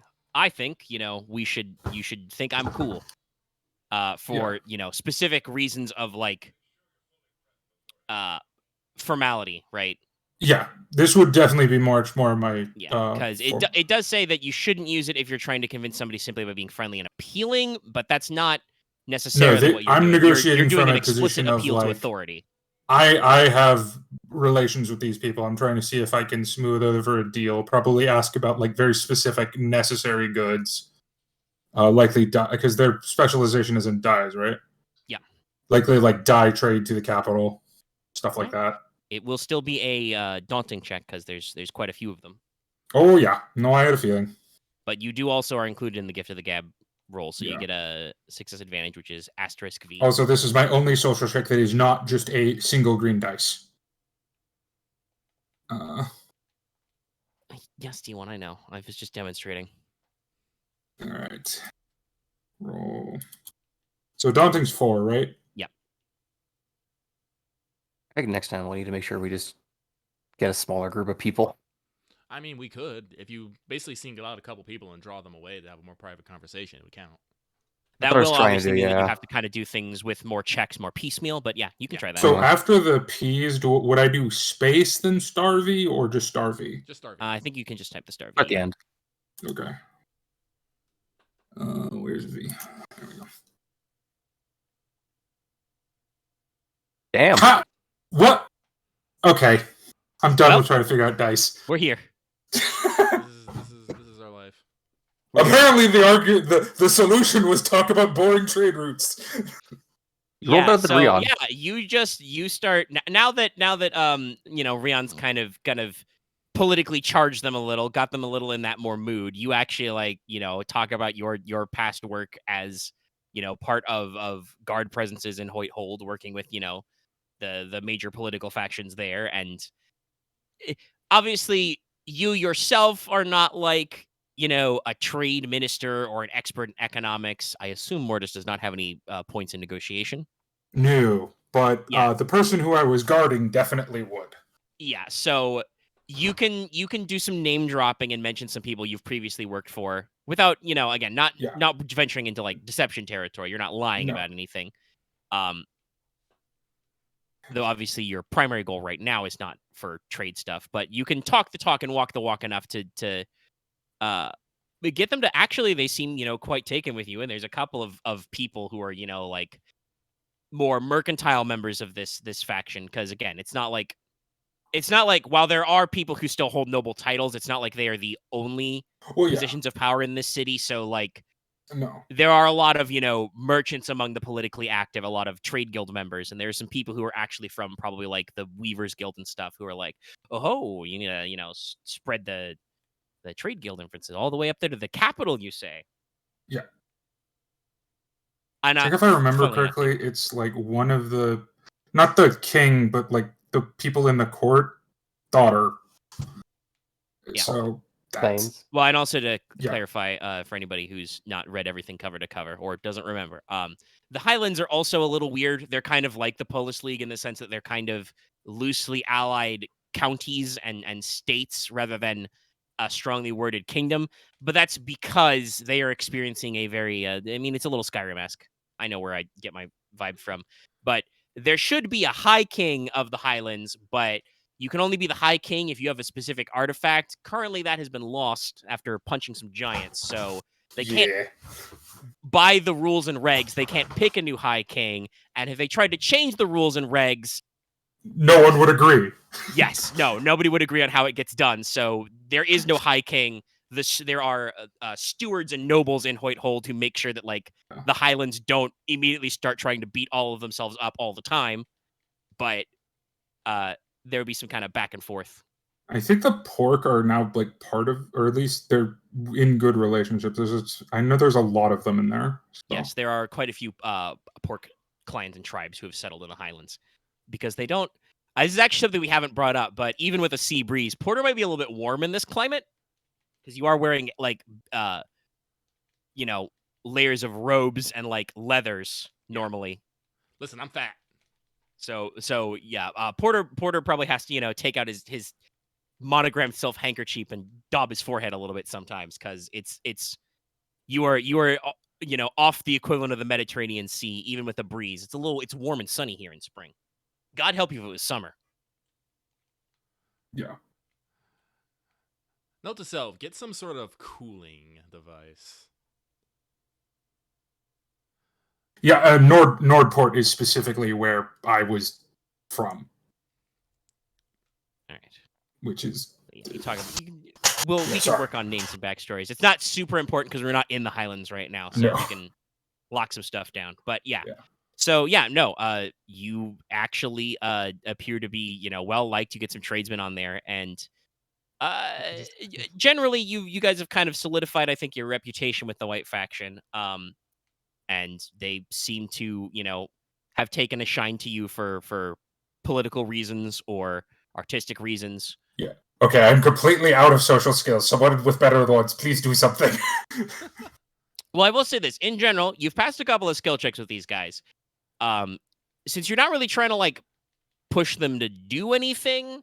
I was going to ask if I can press them to see if they've had get them basically to complain about the white. I mean, not the white, but the black or gold factions to see if there has been anything actually up with them recently. I mean, honestly, at this point, again, Dallas rolled a fuck ton of successes on his I leadership think as well. They might be willing to just tell us how they feel right now. Yeah, if you want to just have normal conversations with them and lend an ear, I don't think anybody will necessarily want to. You won't have to try and convince them that you're trustworthy to pry stuff out of them. So if Porter wants to just ask how's relationships with the other political factions, and in general, they would you'd hear a lot of gossip and a lot of vibes. The general thing they get is obviously he's kind of their political face. Everybody here supports the Duke. Several of them, especially people who are very obviously also fellow either members of artisanal guilds or graduates of the Bard's College, or honestly probably staff at the Bard's College. There's probably a couple of instructors of various forms of art here. In among the white faction in a coffee house, they understand that probably the way they would pitch it to you, as you guys are not normally from this city, is the Duke is an artist and the political arena is his stage. What he does is a performance, because he wants to. That's his persona. His role is to be, flashy and stuff. So his role obviously is the Duke. Yes, he is the Duke. That they will probably they would actually even explain it that way. Or if you said that as an analogy, they'd be like, yeah, that's a good way to see it. Because again, he doesn't give out his given name. He's just the Duca de Indigwe. It's kind of his thing. And yes, there are times when he's clearly pursuing personal hobbies, okay, there's something we said for the political symbolism of cultivating, rare and unique blue roses, or the fact that he has a hedge maze. There's probably some kind of political symbolism there, but don't look too deep at it, okay? It's not that hard. He probably does do that for fun, but everyone's got to have hobbies. When he's out here doing political things, that's usually a statement. And when he's out here not doing political things, that's usually seen as a statement. If he doesn't weigh in on a topic, it's probably because he doesn't think he needs to weigh in and other people can naturally settle things. He is the hereditary, heir to this family that's supposed to be in charge of this city. He takes his job very seriously in that respect. But also he understands the culture of the Declaration of Friendship, that it's not really his job to boss everybody around. Again, it's a little unusual for nobility, for a ruling family of a city. It's odd, but he understands the weight of his existence in the system. Okay. Yeah. He understands. Yeah, he understands where he's supposed to be. Yeah, he knows his role. And so there are probably a couple of the maybe younger members, or maybe even some of the older members of the faction who you're talking to, or maybe is actually a good question, Porter. Do you explicitly drop the assassination or violence word, or are you just asking what are their vibes? Okay. What are their vibes? So in that case, they're not really concerned about anything. You do get to hear a little bit of tea. Dame Circeta Saffron, while she's not really, she isn't usually personally at odds with the Duke. They have had kind of their disagreements over the years, and at one point, she was trying very hard to arrange a marriage of her eldest daughter, who is a renowned opera diva, to the Duke. So, the Duke did not go for that for some unknown reason that only he knows. Clearly, it's the jilted daughter who's in charge of this whole plot. Clearly. Well, I already know the reason the Duke didn't go for it. He's a bard. There was no romance. But it was that already knows it was a trap, or he's not interested in ladies. But that's assumption.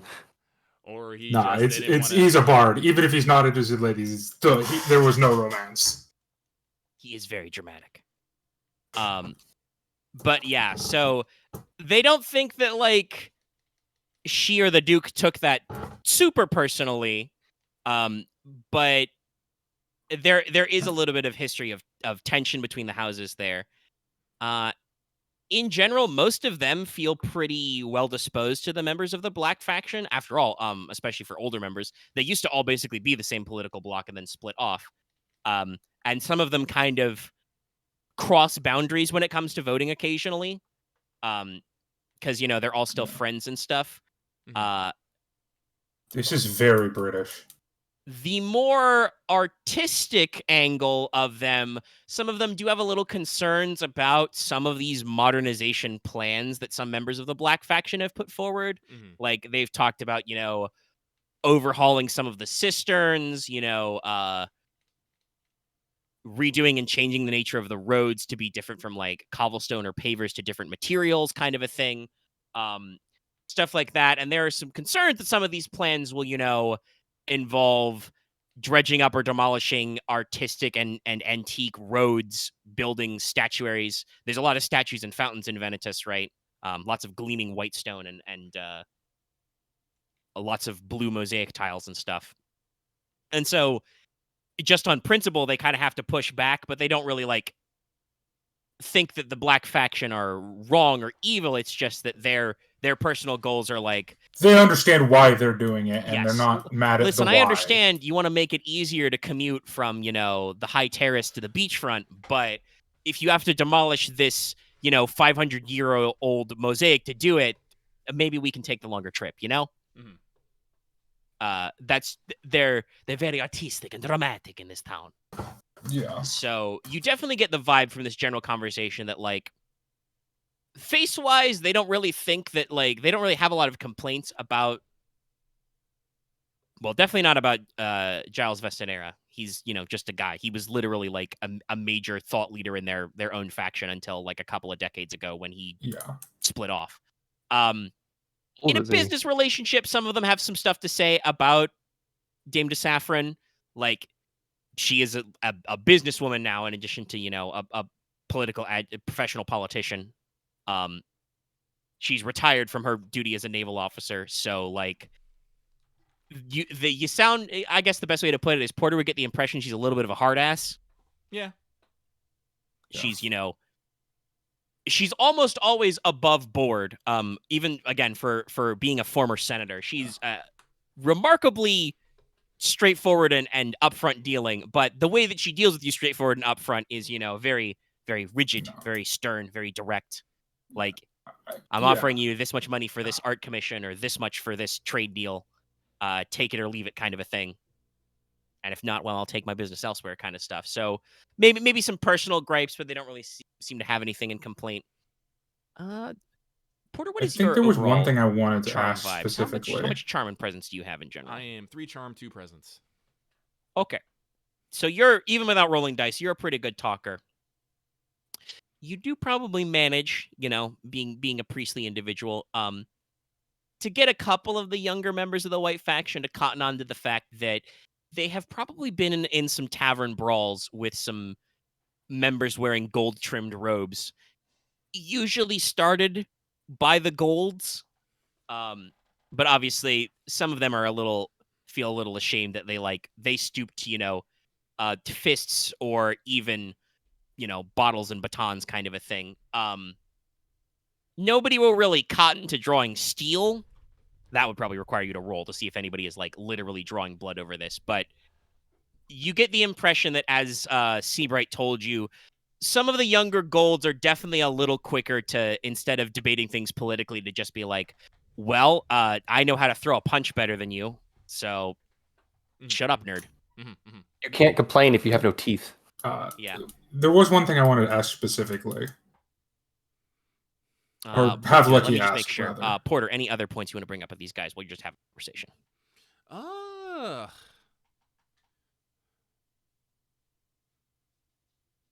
No, I got nothing. All right, Mortis, go. Yeah, my only question that I think they would know about. So basically, what I'm going to ask is: are there any rising new, popular new blood politicians right now in any faction? Honestly, someone whose name is getting out there, but is new. specifically new.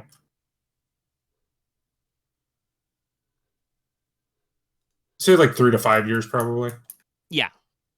I'm just double checking my notes if I got any backup stuff here. Yeah, a name does probably percolate to you.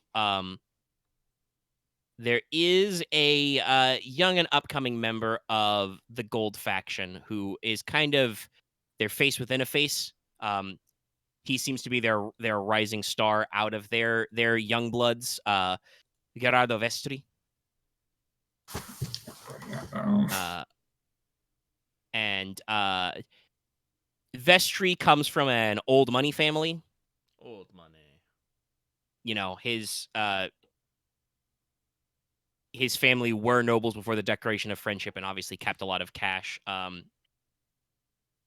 He is primarily in the classical business of Venetus, which is his family name is associated with maybe famous is not the right word, but with a successful and well-known fashion house. So, you know, he makes his money patroning artists who design outfits and sell high fashion and in garment manufacture and selling. And so the general vibes they would say for him is he's got a little more money than sense kind of a thing. Oh, no. You know, he's got cash. He's new to this. It's the oh god, I know And, what that is. Hold on. Sorry. I'll mute myself. Yes, he's got it. Learning. I'm tapping my knuckles on my wrist because I'm trying to think words. So he's got cash to burn basically. He, you know, doesn't really have like a day job. Because again, comes from like noble money, inherited all his business. So he doesn't really seem to have anything better to do than be politically active. And you know, he's like I said, he's been kind of a voice and a face for a lot of the more younger members of the Gold faction who, as often with young people, have a little, you know, have more courage than sense, kind of a thing. Not necessarily all of them have more money than sense, but they don't necessarily see anything wrong with the idea of like, well, why don't we just buy a huge fucking navy and beat up all the pirates stealing all our money? You know, why don't we hire bunches of mercenaries and stable them on their borders? Won't we be more safe that way? You know, why don't we use all this cash in our treasury to, you know, buy positive trade deals with the other city-states, you know, kind of a stuff. They don't necessarily understand the political reality of rocking the boat, as it were, that, you know, other people may decide to escalate if you have like a big army or big navy, or that like other people might be jealous of you spending lots of cash on, you know, trades and political alliances, or that, I don't know, if you make political alliances, those guys might want favors to be done. So, yeah, Gerardo Vestri. That's a name to ask for the other leaders about. Does seem the sort that might be short-sighted enough to attempt an assassination. All right. We have been going for almost 2 hours. So I want to take a quick break, leave you guys to kind of think about your next move. So I'm going to not going to pause pause recording this time, though. All right. Well, I mean, I'm hoping you guys will talk about your thing a little, so. Yeah. Hell, I'll leave the audio going. I'll just kill my mic and step away. He can do that. I already put it in the chat, but I think it's a name we can ask about now, at least. I'm pretty sure and maybe we loud too. Yeah. I remember to say we also can ask political leaders and maybe our other sources about that if there's any paper trail he's left. I don't think we should necessarily go back and like rebeat on old things too much. Like we can definitely see if the name comes up with the other groups, though. Yeah.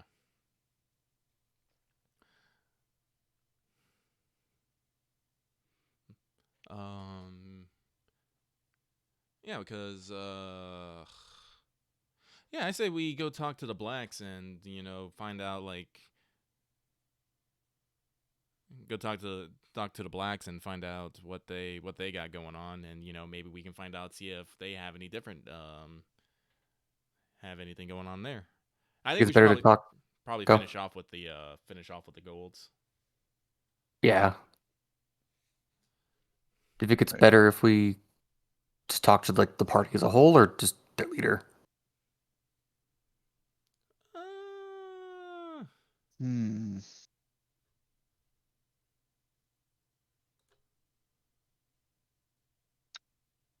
a good question.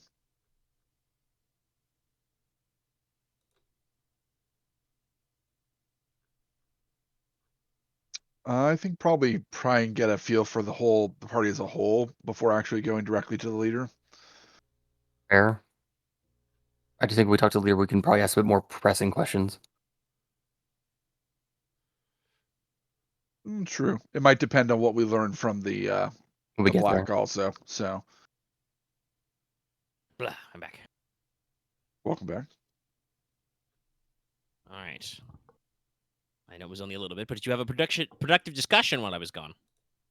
A little I bit. think so. Yeah. Okay. My legs are all stretchy. Alrighty. Well, Dallas is away.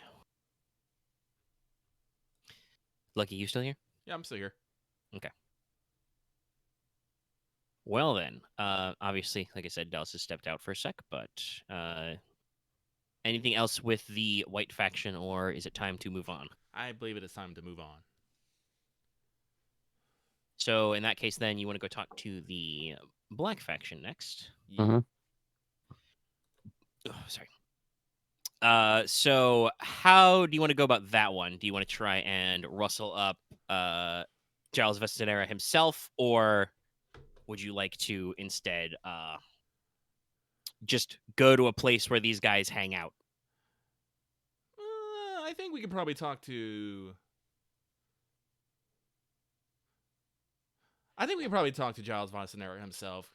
Like, I feel like the head of the faction is someone we could probably talk a bit more frankly and openly about a planned assassination attempt. I think, personally. Wait, hold on. I'm technically not fully back, but I just want to check in. I think we should do both at different points, just because I remember one of the big things about him is they said he was very politically naive. That is a thing they did say. But it sounds like you're leaning to faction face first, and then maybe if he doesn't get you to where you want, you can try and rustle up some extra support there. Yeah. Yeah. And now I'm going to check. Pull up that table that says what skills oppose what. Because NPCs are, well, singular named NPCs are different than crowds of nameless NPCs. All right. Go Gadget Giles. So, again, are you thinking a more formal meeting or informal meeting? Like you guys can, he's a head of a face of a faction, so it would probably be pretty easy to catch him doing something official at the public assembly halls. Let's go with formal. Like I said, he is the head of a faction. All right, so you guys return to the palace. Obviously, it's not a far walk because, you basically went to, the white faction's favorite coffee house where they go to relax, not at the palace. So, you roll on back up, and can be directed again by the clerks and knights to kind of find him. And yes, yeah, Omega? probably in like a little. Go ahead. I just want to ask a world question because I'm genuinely not sure about this. How long are we able to sustain spells? Hypothetically, you can keep concentrating for as long as you like, so long as something doesn't seem to be disrupting your conversation.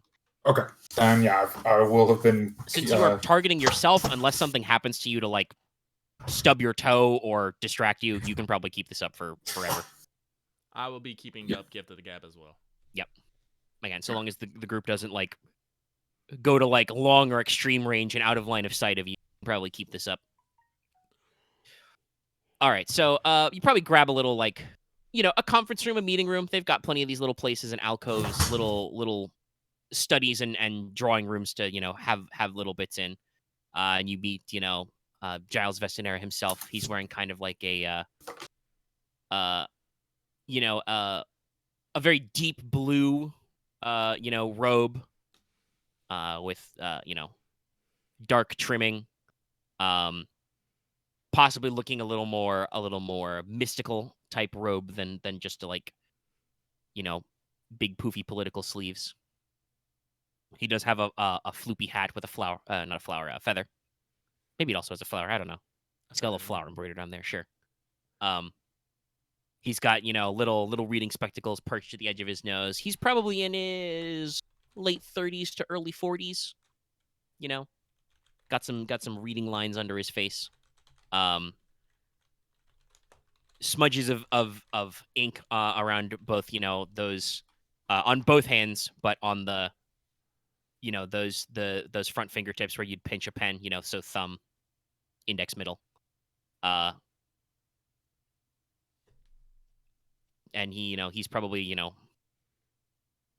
flicking through a a ledger or something as you guys come in, and he's like, "Oh, hello. Yes, I believe you wanted to speak with me. Sorry. Giles Vestanero. Pleasure to make acquaintance." I will do a round of introductions. Yes. Kind of gives Ryahn the professional side eye when he is introduced, because you're from the Red Tower. He graduated from the School of Mancy. Give a polite tip of the hat. He does the same to you. Game respects game. So yes. Yes, what can I help you with? It's just my understanding that you are assisting the Knights of the Sun on some matter. I mean, does anyone else want to take point on this, or I will? Dallas is disturbed, so I can go ahead and try and take points since gamers of games. Yeah. So how direct were we going to be with him, just to kind of confirm some things before I get started? Well, I think I guess how direct you want to be is up to you, but we do believe it's okay that if you want to mention the potential assassination and assassins. I would also like to remind everybody that Vestanera was introduced to you as a former adventurer, so yes. You can probably talk to him in that sense too. He was in the business. Probably should bring up the assassin thing after some preliminary topics. Yeah, I just wanted to kind of make sure that there wasn't anything that was kind of taboo to mention or anything like that. So, Oh well, I hope we're not disturbing you, but yes, we are working with the knights on a task that was brought to us as adventurers. I'm sure you understand. Of course. They were looking for some outside help regarding a certain threat to the Duke, and we are pursuing lines of inquiry about it. A threat to the Duke, you say? He kind of steeples his hands together. Oh, I haven't heard anything in that respect. Well, we have found information that a group called the Red Hand is currently about here in the city and might have made contacts with certain individuals who could wish the Duke's harm. He kind of, with his fingers still steepled, he kind of nods, a little concernedly. Flower in his hat kind of waggles back and forth, and he's like, "Oh my, yes, that's quite unpleasant people. That, yes, very unusual. It's very interesting. First I've heard of it. But I am not a security minister or an officer of the law of anything, so I suppose that we leave those out of certain meetings. Yes. Well, obviously, I should assure you that none of my fellow owls, as we like to call ourselves, are interested in anything of that sort. As I'm sure you know, conflicts between arcanists tend to get a little, how do the kids say it these days? Spicy. So I tried to emphasize to my fellows that fireballs and thunderbolts are not the way that you should settle your disagreements. We should do so intellectually, with facts and logic. But the Red Hand, ooh, that's quite a nasty business. Never met one myself, but I've done some very deep dives of history. They're rumored to have very solid techniques. Mysteries and secrets and secret moves and that kind of stuff. he does something vague with his hands, like he thinks it's some kind of fighting move. You can tell he's not a magic fencer type. This man has dad energy out the ass. Yes. So, well, I mean, obviously, I both as a former adventurer and as a leading member of the local Friends in Venetus, I'd love to give any direct assistance. I'll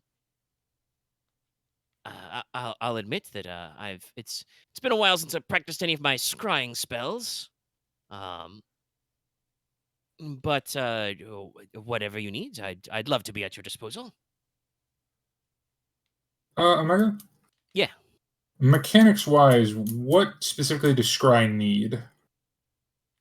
There's no components for like a predict spell. I do believe the general idea is that you're supposed to have concrete questions to ask.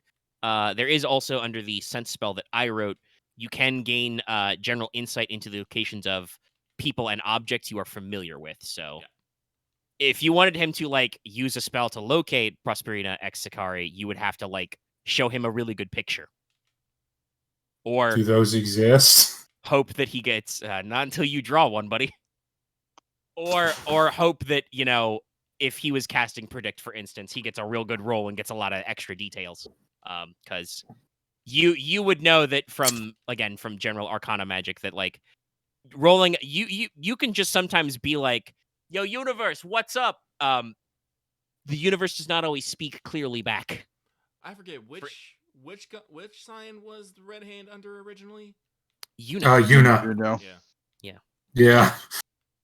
So my scion. Try, but like, if you guys want me to, like, I didn't want to bring it up because I wanted to actually do the the investigation bit. But if you want, I will open up my books and I will dial up and ask her, hey, can we get a fucking drawing of Prospina, and then we can go from there.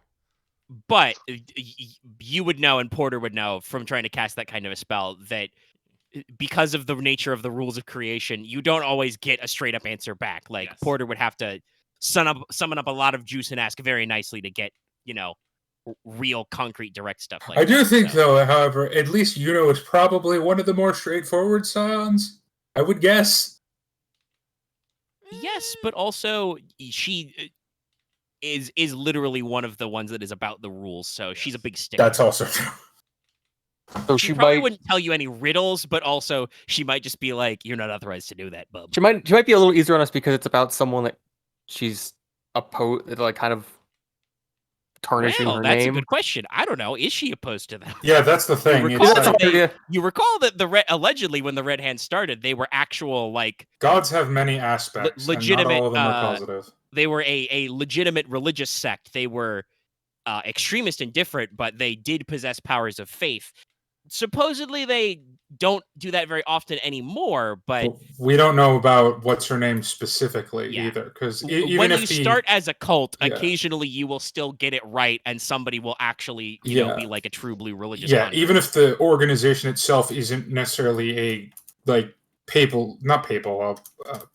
theocratic organization anymore. If that is their history, there's always like a couple of zealots left. Right. Then let's get back to asking questions. Right. I was gonna say that. Good. So yeah, he kind of steeples his fingers and says, but yes, other than assistance of magical nature or scholarly nature, there's only so much I can do. I could ask around to my fellows, but part of the reason why we've kind of gone our own way is not to discredit my good friend the Duca de Indigue, but his manner of doing things is well, it's very dramatique, if you will. He kind of gives you a knowing look over the top rims of his little reading spectacles. I can understand that. I have spent some time among them, so yes, but you know what I mean. They have their purpose. I was hoping you could tell me of just since you know your faction better than anyone else. Have there been any events, any disagreements or such, either with you or anyone else? that might stick out as being unusual? Trying to think if this is a roll or not. Genuinely, I don't actually think it is. I think you're just asking him a question, and because his honest answer would just be, well, not in particular. Yeah, sure. Go ahead and roll me an average vigilance check. Yeah, I had a This one feeling is this guy not might not pretty. be as hard as some of the other people we've been dealing with. Yeah. We're dealing with a big group of people, so. But also specifically, yeah, no, he's not really known for his deceptiveness. What are my rolls today? Yeah, he's pretty on Mortis, you can tell right away. You've hung out with nobles and fighters and the fantasy equivalent of cops. You've hung out with some wizards because you are kind of one. This is a wizard. This is a wizard. You wouldn't even know if you Okay, call this I guy like a noble or a understand. politician. He is a literal librarian. He is a wizard that happened to have some very politically like good ideas that a lot of people agreed with. Yeah, he's a college professor, maybe from like a more politically active university type situation. Like he's into walking the walk and talking the talk, but personally he is not like, you can't imagine him going to rallies with a megaphone kind of a thing. But he is absolutely the kind of guy who would give you class credit if you went to a rally with a megaphone. So yeah, he kind of, like I said, steeples his fingers back up and says, well, there's not any particular conflicts. I mean, I don't like to speak ill of my colleagues, and the Dame de Saffron is, she's done a lot politically for this town, and honestly, I've known her a lot of years in these political services. I can't really complain too much about her tenure as either a naval officer or as a senator for our fair city. But I've spent some time as a teacher, as a professor, a mentor. I like to, guide young minds who come up. We have a lot of immigrants from the Sapphire Isle, and attract some others who are of a more intellectual or even arcane bent. I like to, help shape them. Some even of the Bard's College have talents for more concrete spellcraft. And some of them, wish to give back to their fair city that they are all a part of. They're part of this great experiment, the Declaration of Friendship. It's almost one of a kind. I'm lecturing again. Sorry. All right. Kind of catches himself, brings it back in. I do not believe that the Dame de Saffron has quite the same mentorial position among her political allies. She comes across much more as a captain, a general, if you will. And what maybe some of her lower ranking lieutenants do that doesn't hurt her, she doesn't need to know about, kind of a thing. Obviously, I would never, be so insulting as to say she turns a blind eye, but perhaps she is not asking the right questions, as it were.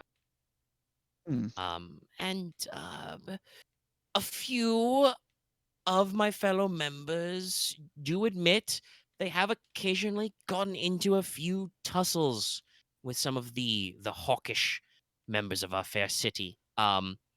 Usually at the tavern after a couple of stiff drinks. But nonetheless, terribly regrettable. Thankfully, I don't think anybody has got any worse out of it than singed eyebrows. Well, that is indeed good to hear. Do you by chance remember where any of these altercations took place?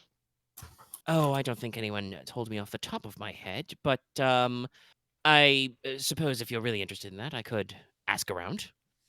It's curious you to lot see seem where. all right, and if it's about the security of the Duke, he's a. Well, I like to say we're friends. With him, it's a little hard to tell, but he was at my daughter's wedding. Admittedly, nice I of don't him. remember if I actually invited him, but he showed up. It was like he threw rose petals everywhere. It was pretty cool, actually.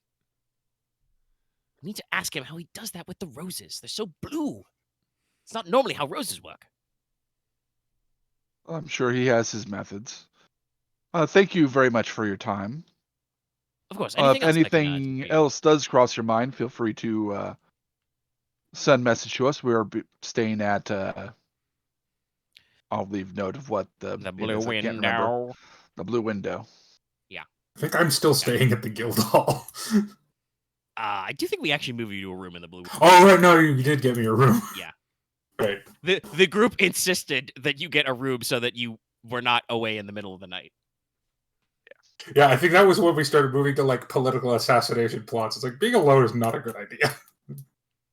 What's that? We're gonna fuck with cultists and undercover people. I really don't want to sleep alone.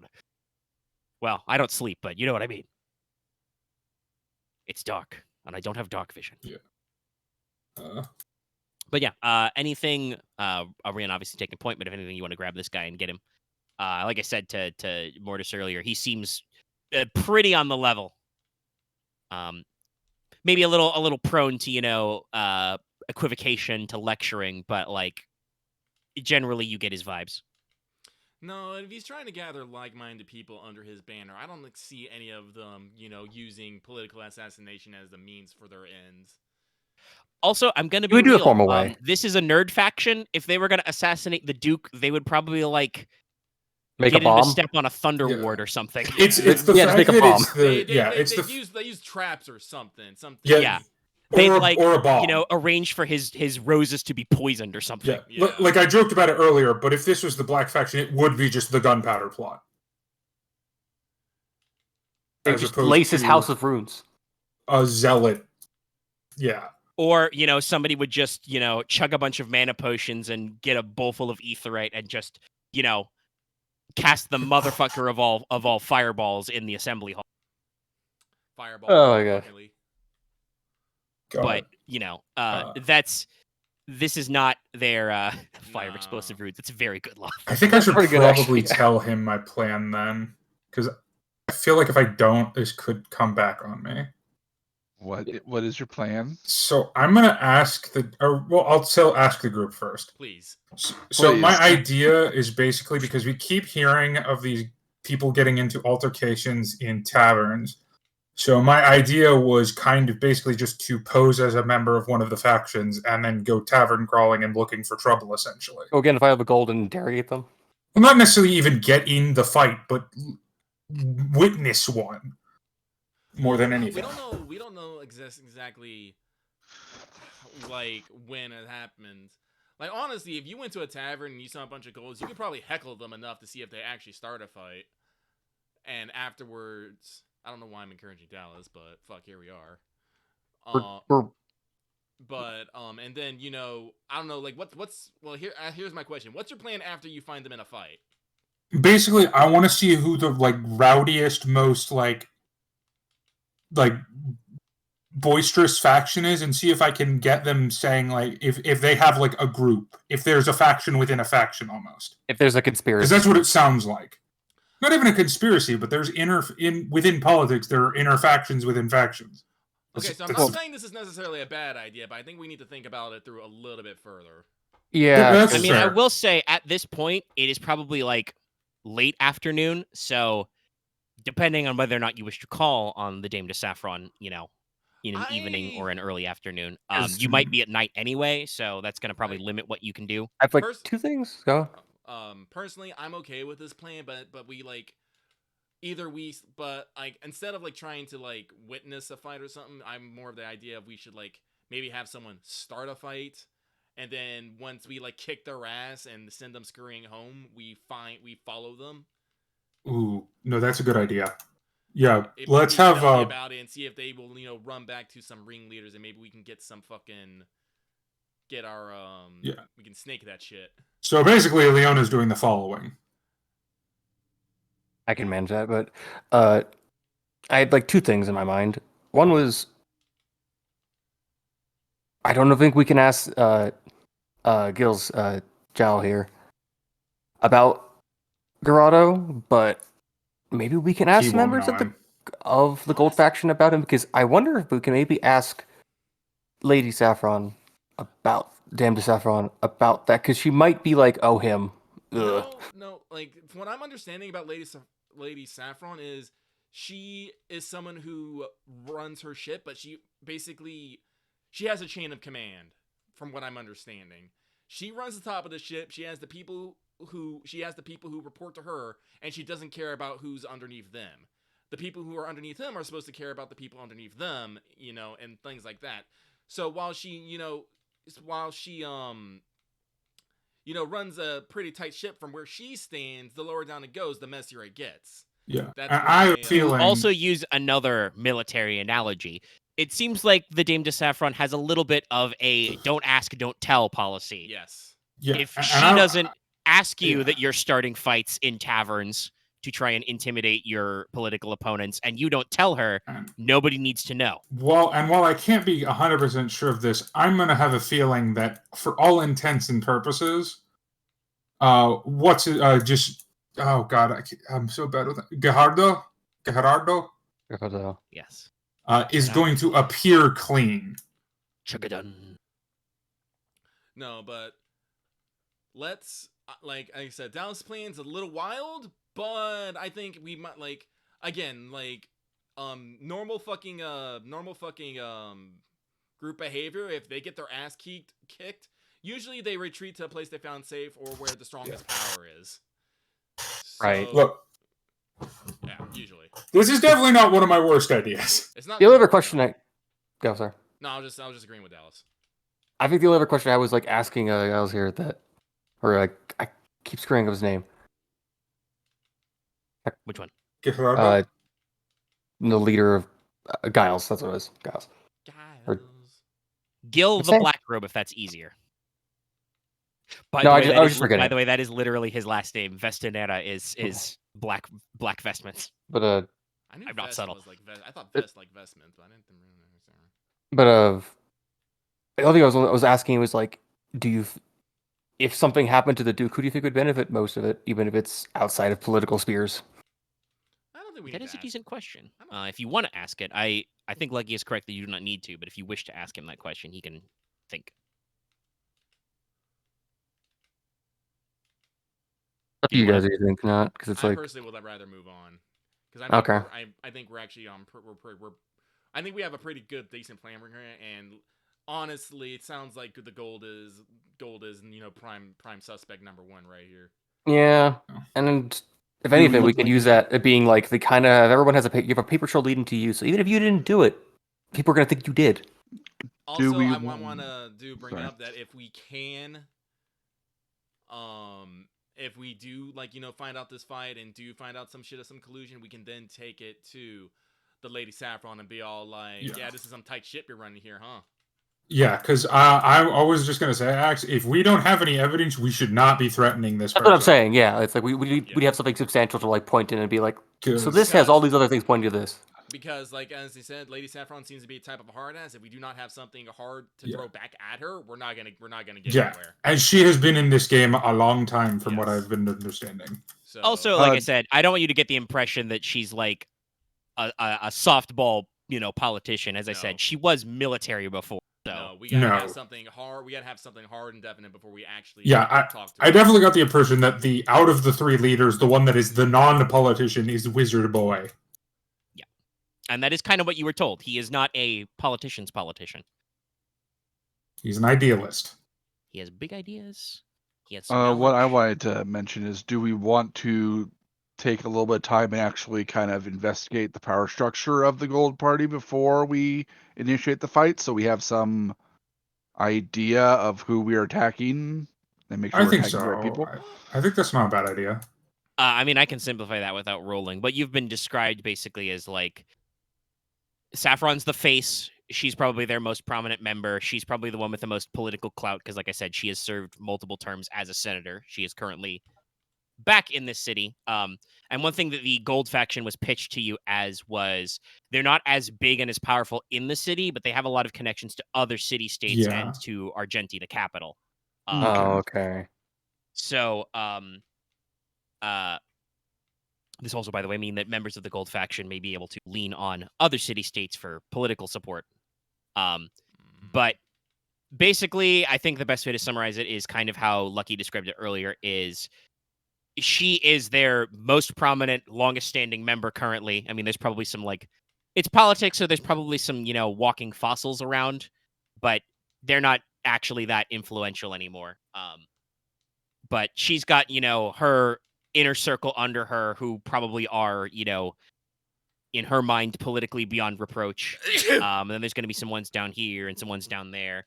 That structure is probably, again, because of politics and money and stuff, is probably stratified a lot by age groups. So while there are, rising stars, like, for instance, Mr. Vestry, a lot of her lower rank and file are going to be, younger, newer, fresher people that maybe even she doesn't trust with, like, certain sensitive political operations, but who can certainly vote in a block and march in lines and shit like that, and have pockets to contribute to political causes. Everyone loves pockets.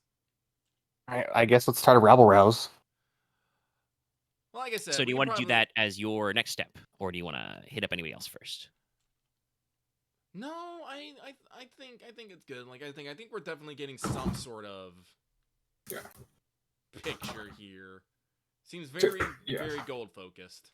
Yeah, I'm thinking I'm with Lucky. It's either gold or members of the gold collaborating with someone outside the city. Oof. Well, considering if something happens to the city, the gold have connections outside the city to pull from anyway for support, regardless. That's what I mean. It's like someone who supports them that is outside the city, wanting to be like, hey, basically, to put it in this way, someone outside is looking at like some of the younger members and being like, hey, we don't Miss DeSaffron is not acting in our best interest. By pursuing this venture, you could be making a very lucrative play for yourself, that kind of thing. Now, I have a very, obviously, you probably want to wait until around sunset-ish before you go pub crawling. Do you want to invite anybody out to help you with this pub crawl? You do know 4 bored adventurers waiting for their airship to be fixed, and you do, of course, have a point of contact on this quest, who, you spoke to earlier this afternoon. You don't know if Sir Samson wishes to go clubbing, but you could ask him. Probably not. Not going to be mean to the poor paladin, but probably not Sir Samson. But they probably know him. The Heavenly Maidens can go, but I don't know if I'm going to invite a paladin to go maybe start a bar fight. Just to be real. Also, I think they know what factions he's tied to. Yeah. Also, that is another thing. If they see, like, I don't think he's a nameless. It's true. He's not very, very subtle. Yeah. He literally has a bright and sunny disposition.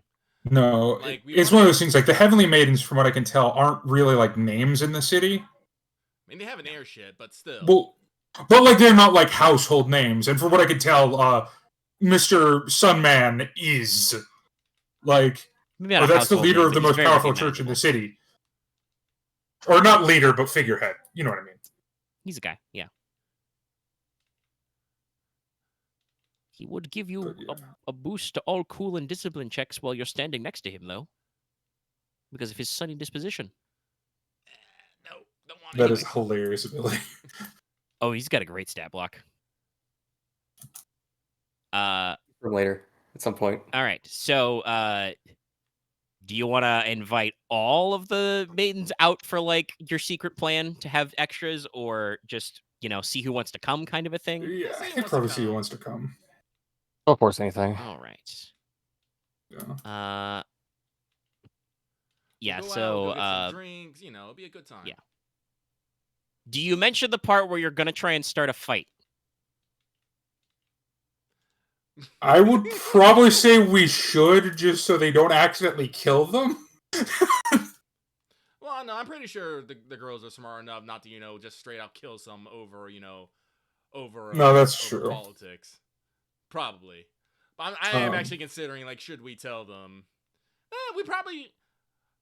We don't have... We probably shouldn't mention the assassination, but we could mention that we're investigating something. We might need a little bit of... Yeah. We might need a little bit of, support, I guess is the way. We're trying to get information out of a group, and we need to provoke it. All right. So in that case... We'll offer to pay for their drinks, too. Okay, in that case, So interestingly enough, Ruth and Jessica Stormdrummer will actually decline. Mhm. I have a feeling. Ruth has nerd stuff to do, and while she is not necessarily a like very formal paladin, Stormdrummer definitely leans more of the crusader type priest, and her Oh, stance yeah. is basically just like, I am not one for subtlety. I'm not really very subtle. Mostly hit things with hammers. Mhm. So, Mood. but you know, Captain Pepper is definitely coming. yes, you offered her free drinks, Yeah, I and was like, also she might get to yell at people. well, we definitely got one. And the reason why I brought up when you discussed there's a possibility this is going to turn into a brawl is since you are gonna, Sheena Tigerfist will also go. Hey. Because I don't remember if I mentioned this part yet, but as their pseudo tanky type character, Sheena is kind of similar in role to what Mortis does for your group. So she's actually a weird multi-class. She is a monk, but also definitely a berserker. Yeah. So Berserker. Interesting. I thought she was like monk, like Blade Master or something. no. Her off weapon is a dragoon axe, which is an axe that is also a gun. Nice. So she'll probably leave that behind because I'm leaving. She's not trying to put anybody in the hospital, Yeah. but she'll definitely like crack knucks and roll out with you. You've just maybe now it's like Sheena is literally just a 10 monk. Omega, I have a law question for the city. Yeah. Is it a crime to impersonate a member of a political faction, or not a specific member, but impersonate being a member of a political faction? It's probably not illegal. No, that might be a social faux pas because, like I said, these people are all about their allegiances and stuff. But also, that just make it kind of easy to fake. You just gotta, put on the colors. Yeah, but here's the thing. What happens when the group that I am impersonating is the one that gives the least shit about social faux pas? I mean, I don't think any of them really give a lease about social faux pas. Like, that's why they're all things. That's like, true. Honestly, here's the thing. If this, all we have to do is talk shit about their group or say the other groups are better. But that's the thing. I don't. Mortis cannot go out in his normal attire and not be. Because I'm wearing Skull Demon armor. And? You look like an outsider, whatever. Like, in his normal default vibes, I might say that a check, well, at least specifically for Mortis to start a fight, might be made more difficult by the fact that he is scarier currently. Yeah, so he might want to subtle it up a little. Like, honestly, if the way I see it is, you're either going to have to take off your skull fucking armor to put on your goddamn disguise anyway, or you're gonna have to take off your armor so you don't just look so you don't look like a fucking Death Knight in the ball. Yeah, I'm just gonna put on black robes. Maybe you shouldn't have gone skull armor. Well, it's very sturdy for when people are trying to beat him up. Yeah. Fair. Yeah, I have +2 defense and +2 soak. It's very good.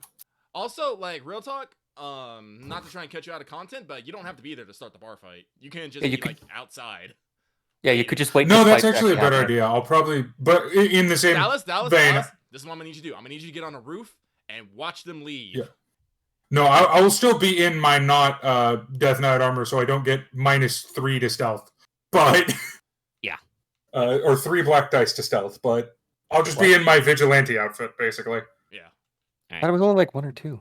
Muted colors. No, I have 2, and then the addition. I think one of my additions added another one.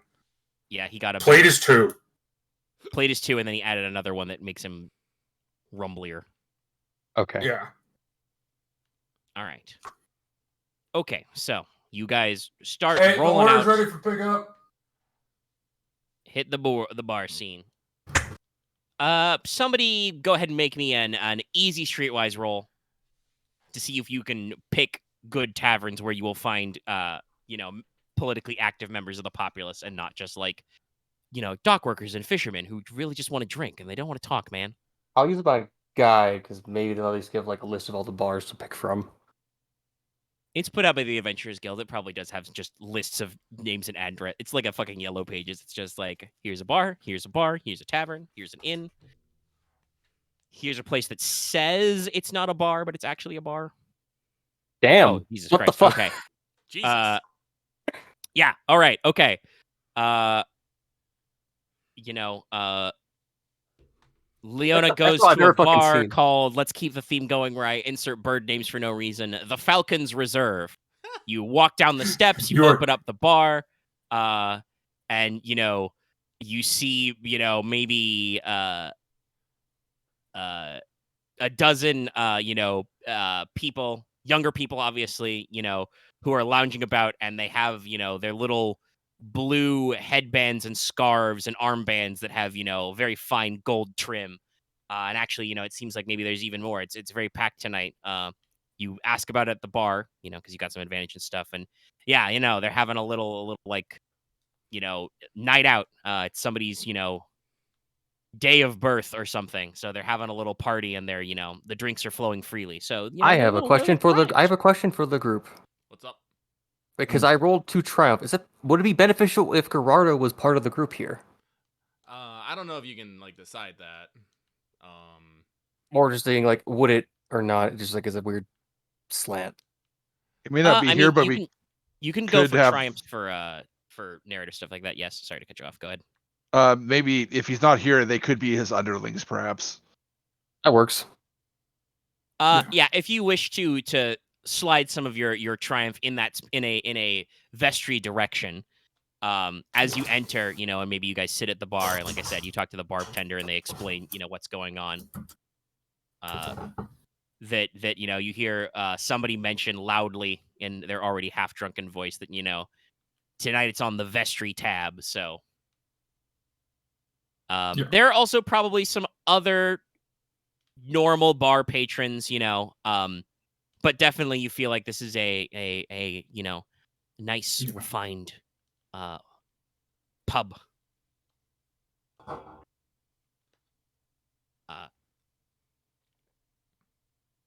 Drop something. I have an important question, Omega. Yeah.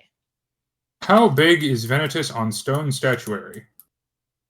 The city is very artistic. There's statuary everywhere. Excellent. If you look weird, just means someone got creative. Well, no, I was just going to turn into a giant bird statue. Activate Octo Camo. Yeah, essentially, yes. Yeah. So yeah, no. If you guys want to, I think a tavern ale is like a 1 or 2 GP. So if you guys want to actually buy a couple of drinks to get started and not look like weirdos, you can start dropping coins. Yeah, I'll mark down that. I will cast. Little upper crust, probably a little bit of a fancy beer. You can probably get some. I do not know what pub food would look like in Venetus right now. Probably little fried fishies. Maybe some shrimp skewers. Probably heavily salted. Yeah, there might be some fried sea squid.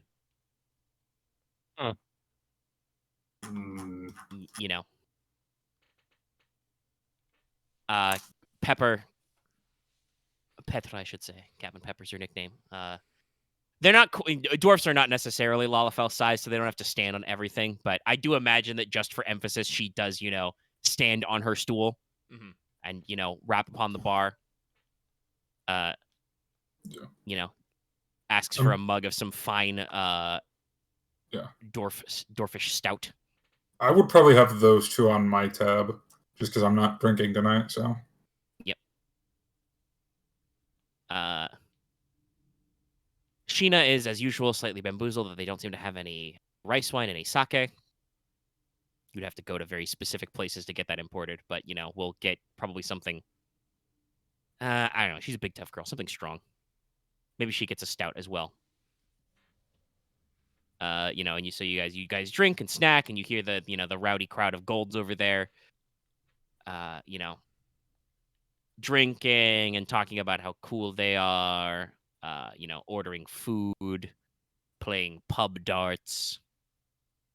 Any particular lead in or start you want to do to this? I had this weird idea. He's thinking Go. about challenging them to a game of darts. No, I'm just wishing I had a fucking brute ball, because I'd just be like, brute ball, go, and just huck it at one of them. I mean, that is it is a shame you don't traditional. have a brute ball yet. That It is would very be traditional. the right way to start this. It is it is kind of like a frat party. One thing was like, I was weirdly imaging a thing of some off, maybe a bit too excited argument about. I thought people said this is a good drink. Did all the gold pay off people to say the brewery was good? I was just gonna, You're insulting the brewery, not the people. Yeah. Honestly, my best man is just my thought is, you just do you just walk over and you just spill your drink on them and be all like, oh, sorry about that. When they get mad about it, you just brush it off and be all like, whatever. Whatever. What's a gold gonna do about it? Yeah, pretty much. Pepper's sitting there sipping her stout and says, all right, you guys got some good ideas for this, but I will tell you, with a slight amount of expertise, if you really want to start a fight with people who are differently politically aligned than you, the best thing to do is to challenge them to toast their mortal enemies. Listen, we dwarfs, we know a thing or two about clans and long-standing grudges. There are some families who I would rather, be set on fire than raise a glass to. If these guys are this ways, thank you, Loth. It's a multifold meme. Oh my god, what do we do? A toast to the Duke? Yeah, that's what Petra's getting at. If you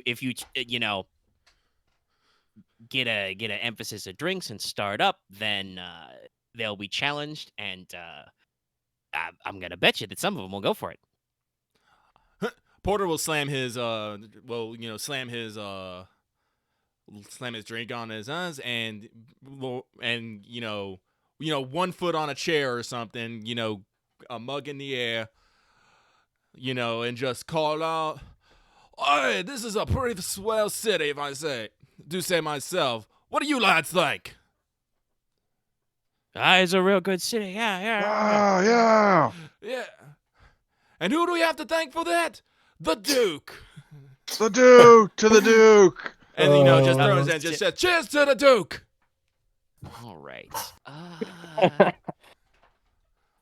Okay. I would like Porter to make me his choice of either a this will be hard, I think, for the number of them, but either your choice of a coercion or a leadership check.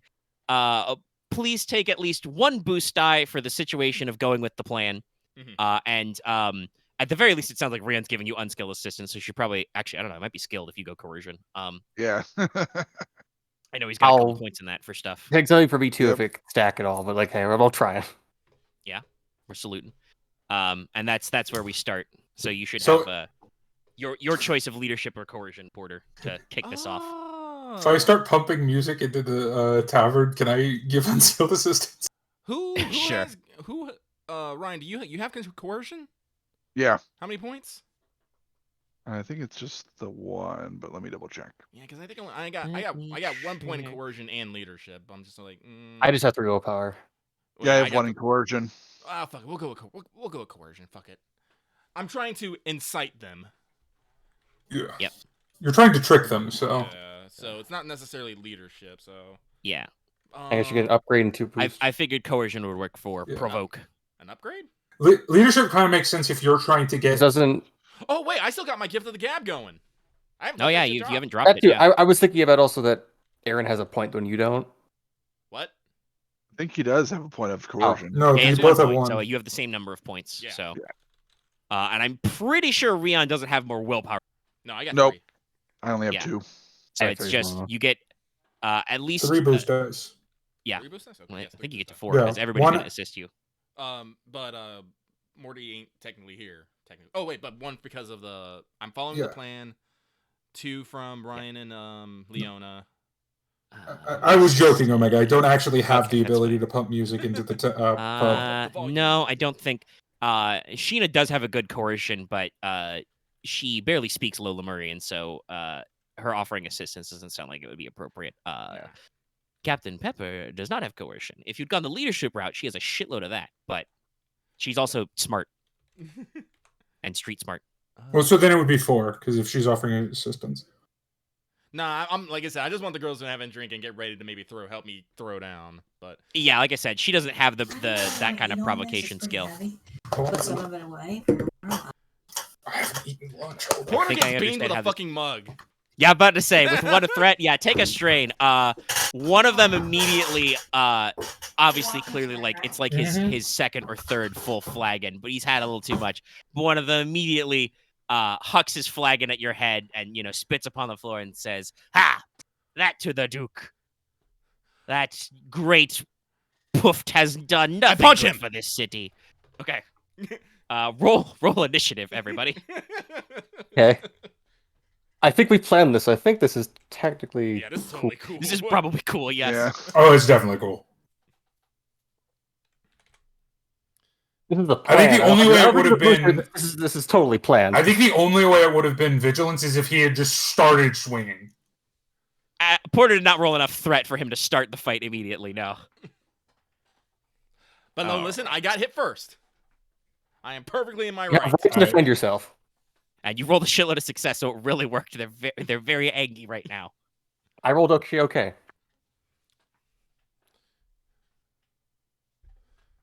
Damn. Yes, no, this is the moment for Ballroom Blitz. Yup. Press a button on the mark, said everyone attack. They should shock nobody, but Captain Pepper has 0 cool. Yeah. A woman after my own heart. What was I checking for? And then Though she probably has more agility than I do. Oh yeah, right.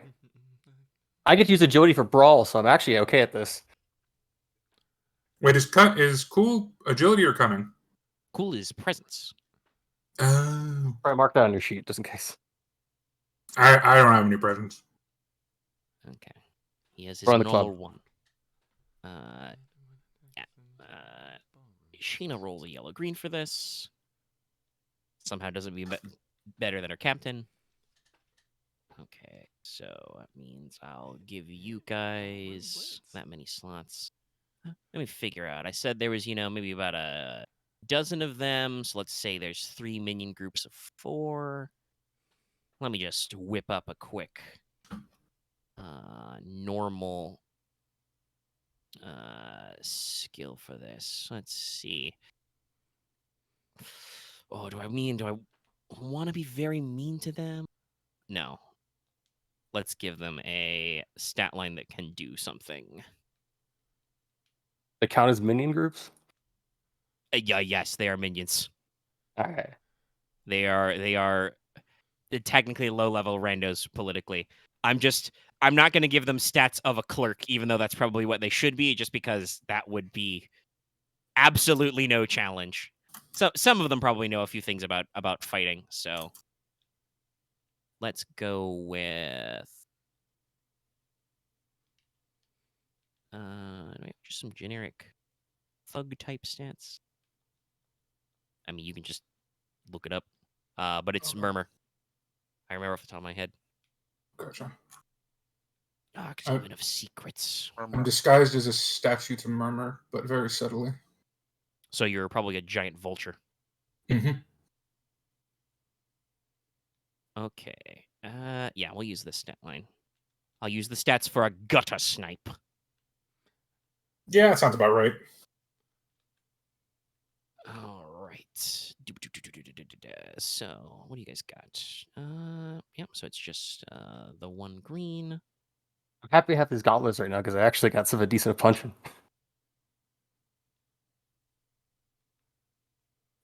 They're drunk. It makes sense. They're bad at this. That means you guys are literally... Oh, no, I got 2. Okay. So we might actually have some differentiation here. So let me calculate what you guys all got on initiative. Porter did pretty good. Leona did pretty good. Mark the maidens as PCs just to not get confused. Yeah, I'm gonna put them on your side and you guys can decide. And then one for Ryahn, who rolled real good. And then Mortis is disguised, so he's not taking part. So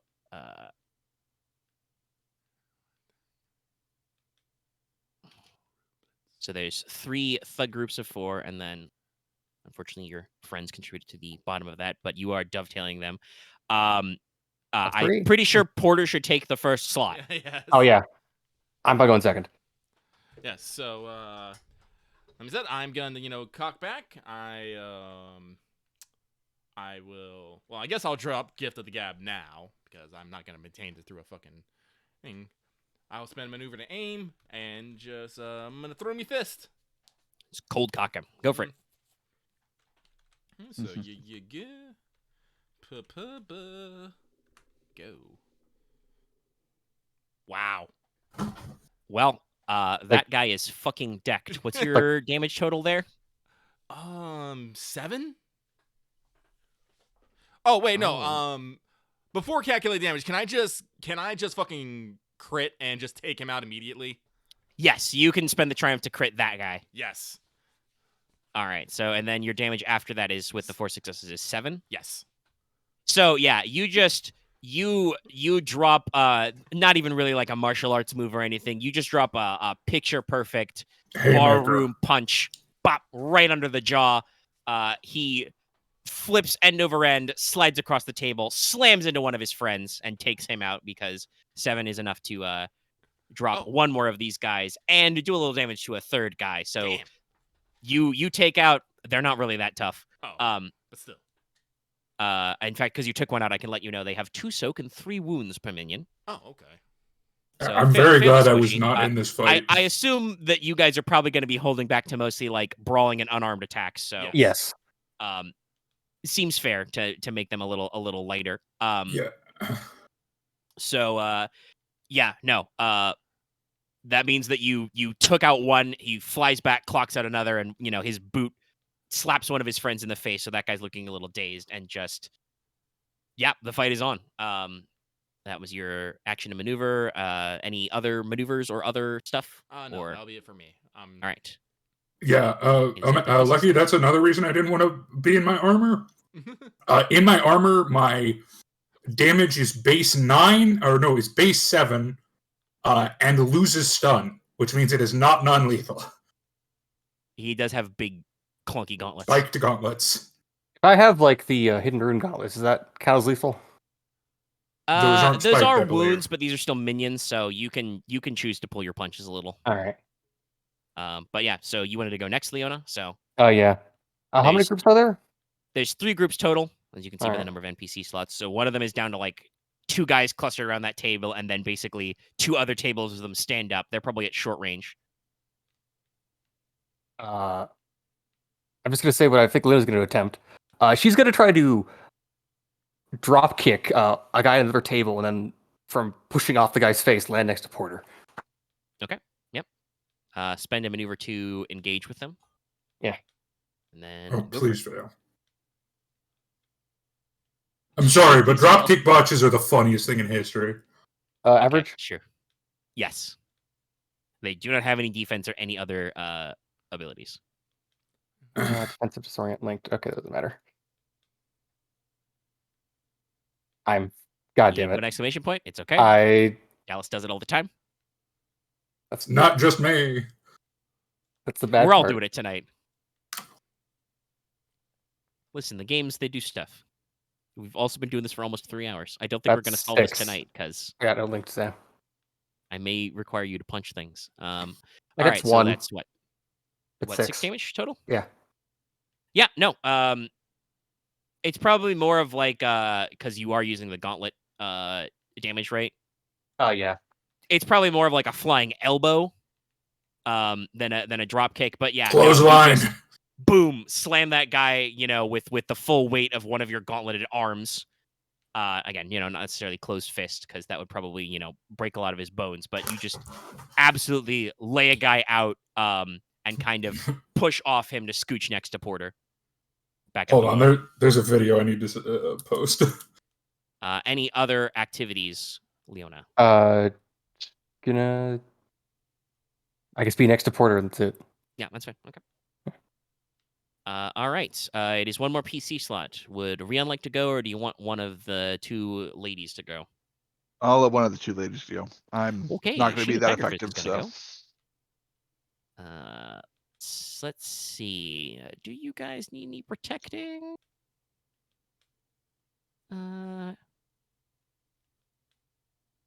No. I don't think we need to be defensive. So first, as a maneuver, she will enter her infamous Tiger Fist stance. She can't parry, but now she does more damage, and her brawl attacks get superior. Damn. She'll Everybody was spend kung a fu couple strain to fighting. actually engage with these guys. She'll grab the group that Leona boxed a guy out of. And she is just gonna... Boy, I'm gonna kick your ass. So, now you get to see how many dice she rolls for this. Spoiler, it is a lot. I'm excited. No, she won't. You need to maneuver to be berserk. That would be bad. Man, I remember the day I saw Booker T at a fucking 7-Eleven in Virginia. Nice. That some Was he shit. wrestling anybody? No. He was No, visiting no. with his family, but still. Just Okay, like, okay. Dude, Booker T is one of my favorite wrestlers of all time. Oh, hey. They're both she just has multiple exhausted this punch. fight. Gets a fucking boost from this. They're average.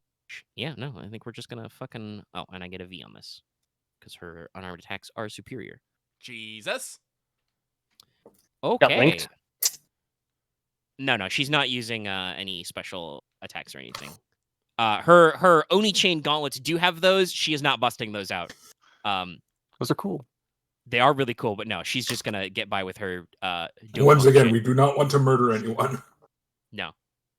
So No, yeah, just give them a horrible day. she sees Leona, go for her strike, and she kind of crack. Does actually a tiger palm type stance, claw hands. Does a power stance. So let's see. Her unarmed would be just 5, so that gets increased to 6. But the crit on unarmed attacks is 5, or is it 4? I believe it's 5. Okay. Yeah, it's Well, she has a pretty high. triumph, so we'll critical once. So yeah, she just does a full on palm strike to that guy, to one guy, and just clunk. Some of his friends look as they realize, they're being beaten up by muscular dragon ladies. Like, have we made a poor decision in our life? And then she just fucking spin kicks that one guy. Leona, I think, gives a... Not yet. I mean, she just spin kicked him. Fair. Leona gives I think a smile to Sheena. It's like, oh, I don't know if she says it, but it's like, formerly trained, probably had a grandmaster. Damn. Yeah, she gives a a nod. And then let's see. I believe unarmed attacks do get knocked down. So, there's one minion left in that group. We will spend 2 to knock him down, and specifically, we'll give it's gonna be Petra. We'll give Captain Pepper a boost die, and then because she's got a third one left, just whoever goes next gets a boost. She says, "Captain, you're up." As she, with her tail, she fucking leg sweeps the last guy in that group, and he just... Whoa! All right, NPCs go. Let's see. They're drunk, but they're getting their asses absolutely kicked. Only one of the groups actually remaining full. The rest are just remnants. Yeah. I mean, I'm pretty sure the one guy that Sheena just knocked down is done, but he's prone on the ground, so I'll wait till later to decide what he's going to do with his life. Let's see. Nah, the full group, they're full of piss and vinegar. They will attempt to assault Porter. They will engage him, and they're going to roll to thump you. Now they're gonna crit improvise twice. weapons. Is it a bad taste? It's they always go for the fat guy. Well, I mean, I know ended it's up a in their bad taste, grill, but also, and yeah, I did. You initiated. Well, yeah. Unfortunately, Porter does not have the 7'8" guy to draw aggro from him. I mean, I'm fine. I got fucking... It's fine. Yeah, Porter's chalky. Okay, so He got them HP points. Or wound You're gonna get points. green on this because there's rather. 4 of them that you upgrade. They do 2 purples. What is your melee defense currently, Porter? 3. Okay. They will add an extra setback because they are using improvised weapons, so that's inaccurate 1. And they had to maneuver to you, so they're just gonna see what happens. Fucking no! Damn. They do get a triumph. That was almost bad. I mean, it was still kind of bad. It was No, I mean, close, for but Porter. Porter's holy robes, like, one of them literally, like, takes a bottle and, like, smashes it against your shoulder, and even though you're wearing, like, robes on the outside, somehow the bottle loses? Just like, smash. What? Only in Saphira.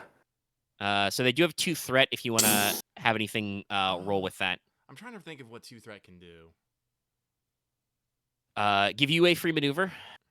Give them a black die on their next check. Give you a boost die on your next check. I'll take a boost die on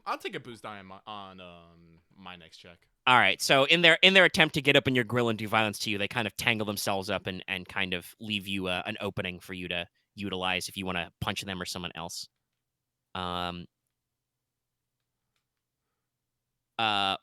With that triumph, though, I will say,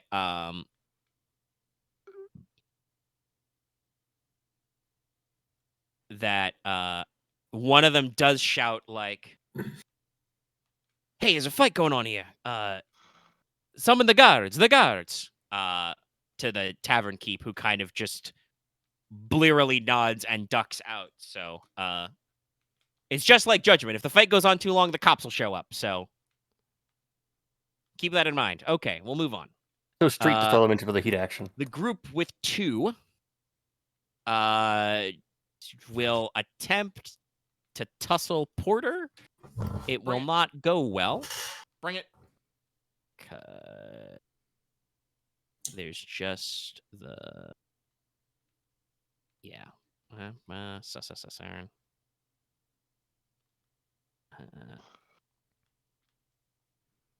What? Now keep rolling that 1 triumph.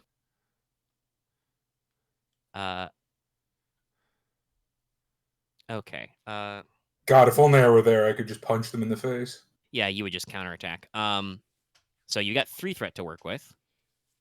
I will remind you, you can make minions and enemies suffer strain this way, and they only have 3 wounds, so you could have one of them just pass out. Stop trying to hit you. I think for this one, I'll take the 3 strain. Basically, one, tries to swing on Grand. Porter's just gonna, quickly just lean in and headbutt him. Just yeah, and that just lights out. Porq are known for their sturdy and thick bones, so your skull plate plus his face bone is just good night, Gracie. But the last one will then go. We'll be like, shit, we're losing to a bunch of random adventurers. And then he'll hold up his tankard, and then he'll look at, kind of around the bar, and he will sling his beer into the candles and lanterns around. Everything is now low light 1. Because it is now getting dark. It's not pitch dark because he can't get all the lights in like one throw, but he basically starts adding concealment to this place. It was once a well-lit bar. It is now low light 1. So I thought he was about to do something severely more detestable. Was he going to throw a Molotov? I thought he was going to start and set the bar on fire. No. They were drinking beer, so he would know it's not high enough proof for that. But he does douse the candles, so it's getting darker in here. He's got to get away somehow. All right. Speaking of getting away, the last one on the floor, a large berserker dragon monk on top of him. Besides, what sort of special lithographs he's going to be buying, changing forever now. He's just gonna spend a maneuver to stand, spend a maneuver to leave. He's gonna disengage and start heading for the door. Keep in mind, that's all he can do because he is a minion and he really doesn't want to take any strain or anything. It's 2 maneuvers anyway, so he's not having a good day, but he just, climbs to his feet and just starts backing up. Do you guys know the know your place meme? It's that. I think that's have to do that too. We're supposed to let him go, by the way. Yeah. Just wanted so people remember that. Yeah, no. And honestly, some of these guys are probably not, that are out of the fight, are probably not out cold. Those guys you critted, they're taking a nap. But some of the guys who have merely been dealt enough wounds to be incapacitated are probably like still conscious, just they are not in any mood to fight. They're slinking off, basically. Yeah. They're just tired and like Crawling away is more likely, honestly. But yeah. But this guy just, like I said, clumsily scrambles to his feet and just kind of backs up, hands up, like, don't want none. Okay, so that leaves 2 PC slots. You can let Captain Pepper go, or Ryahn can try something. Captain Pepper can go. I know what Ryan's gonna do at the very end. Okay. I mean, Captain Pepper is not good at brawling, per se, in that way. Just have her throw something, or have her pick up a chair. Yes, that would probably be what she's done. Oh gosh, she's got the chair. Did you guys say to hers that you were planning yes, on we probably would have get away, right? Yeah, because okay, taking so them she in there won't pull without out Granny's lucky spanner. Yeah, try not to kill them. But she will just hop down from the stool, reverse grip, and just be like, "Now this is a proper dwarfish evening." And she's gonna lay into the group that is now just one guy on Porter and just fucking blast him with the stool. So that is a melee light.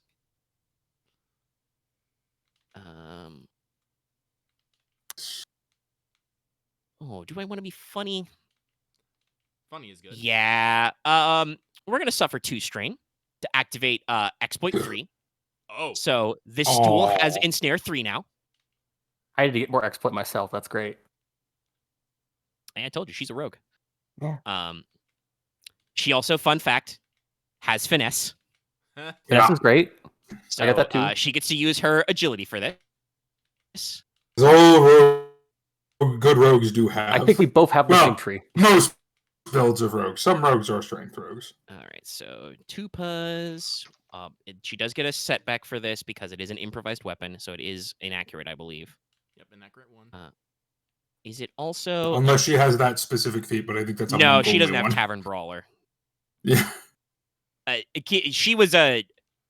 While she is a rogue, she's not like a rough and tumble dwarf. She is a... No. Not literally a fallen noble, captain. but like her family used to be respectable until the incident. So she's now in exile, but do with that fucking ghost captain, I bet. I was thinking Percy from some stuff. Vox Machina, but that's something else. I don't think she it's does that have dark. 2 pepper boxes, but it's not that bad. Not that level, but also you hope that she's not got anything demonic going on, but improvised weapon or vampires. Okay. Do they? I mean, technically, this guy is demonic. Actually, no. So they're not inaccurate. But they are inferior. So she adds a threat instead. Accurate. Okay. Yeah. Yeah. And a medium is, by the way, medium, which includes a 2-handed rock or a chair, is cumbersome too, which she can do. I only know all this because my original character concept was a monk rogue, heavily based on using improvised weapons. That would be a fun build. Listen, I'm not to toot my own horn, but I think I found a very good mechanical balance of specializations and classes. There's a lot of builds I'd love to see people try. Yeah. Monk shit is one of them. That's probably why I decided to make. No, monk is if we ever do a two or anything, or I die somehow, monk is definitely where I'm going next. By the way, I will. Petra can very easily do this thing with the stool because she also has quick draw. Like, she's pretty good at this. No, I don't think there's any other talents that appeal, so we're just gonna, with the T, roll it. And this guy's gonna fucking die. Yeah, that's what, +2? Yeah. Yeah, +2. She's got a brawn of 2. So that's 7. That's more than enough. Yeah. He's not dead, obviously, like I said, because it's event. But yeah, just pins him to the floor with the stool, just leg sweep, claps it on his head, and just kind of pins him there. And he's kind of like, "Wah. Help me." Okay, Ryahn, you are now go. There is one full group of minions engaged with. and one poor son of a gun who's trying to run.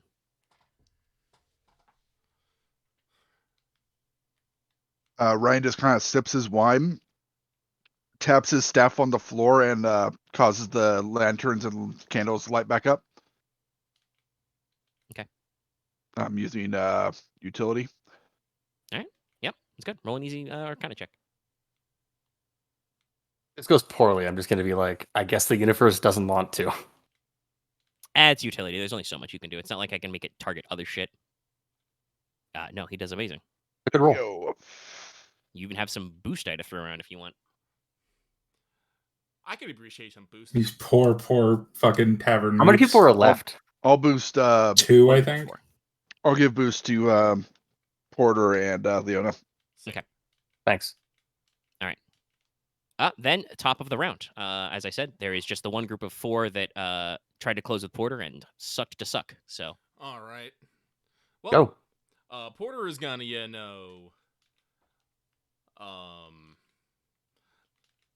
get up right in their grill. He's gonna lean down and he's gonna growl. Now I think it'd be a real good time to leave. Puppies. make me an average coercion check. Alrighty.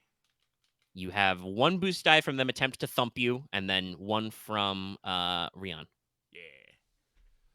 As basically, as you do this intimidation, all the candles in the place light back up behind you, so you are hella backlit right now. Whoosh. Do you see that? I had Barbara Brawl playing on loop in the background. Maybe it's a bit too high tone for this moment, but hey, it's fun. Well, the man in the back said everyone attack.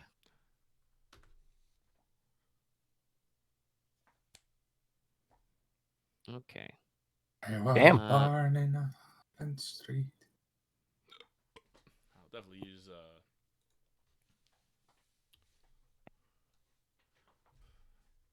I'm debating. That's a pretty good group there. Yeah, with the successful check, they're pretty spooked. Since it was the group rates, they will basically probably try and, at their earliest convenience, disengage and scarper. Mhm. So, obviously, you guys have a couple of PC slots before then if you wanted to, pick any more guys off here or anything. But otherwise, I think you can just let them skedaddle. We can probably call it a day on that conflict there. I would like to. Yeah, because go. All right. You guys should go ahead and then roll to recover some strain. I take any? If you didn't take any, obviously you don't have to, but some of you may have done some stuff. Perfect. I have 3 strain. Perfect. Oh, okay. Petra gets hers back using exploit. Not that she really needs it because she has a couple of ways to get back some strain on her own. And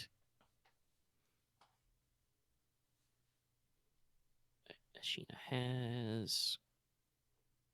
I think her discipline pool is actually better for this. Yeah, okay, she got everything back too from her double maneuvers and stuff. All right, so yeah, Sheena kind of relaxes her pose, drops her, and is just kind of like, well, that wasn't very interesting. Kind of, pushes the boot of one of the guys who's just lying, wheezing on the floor that she laid the fuck out, just like, you should get some practice. At this point, outside, while you're pretending to be a statue, which I believe you successfully did quite a while ago. Oh, yeah.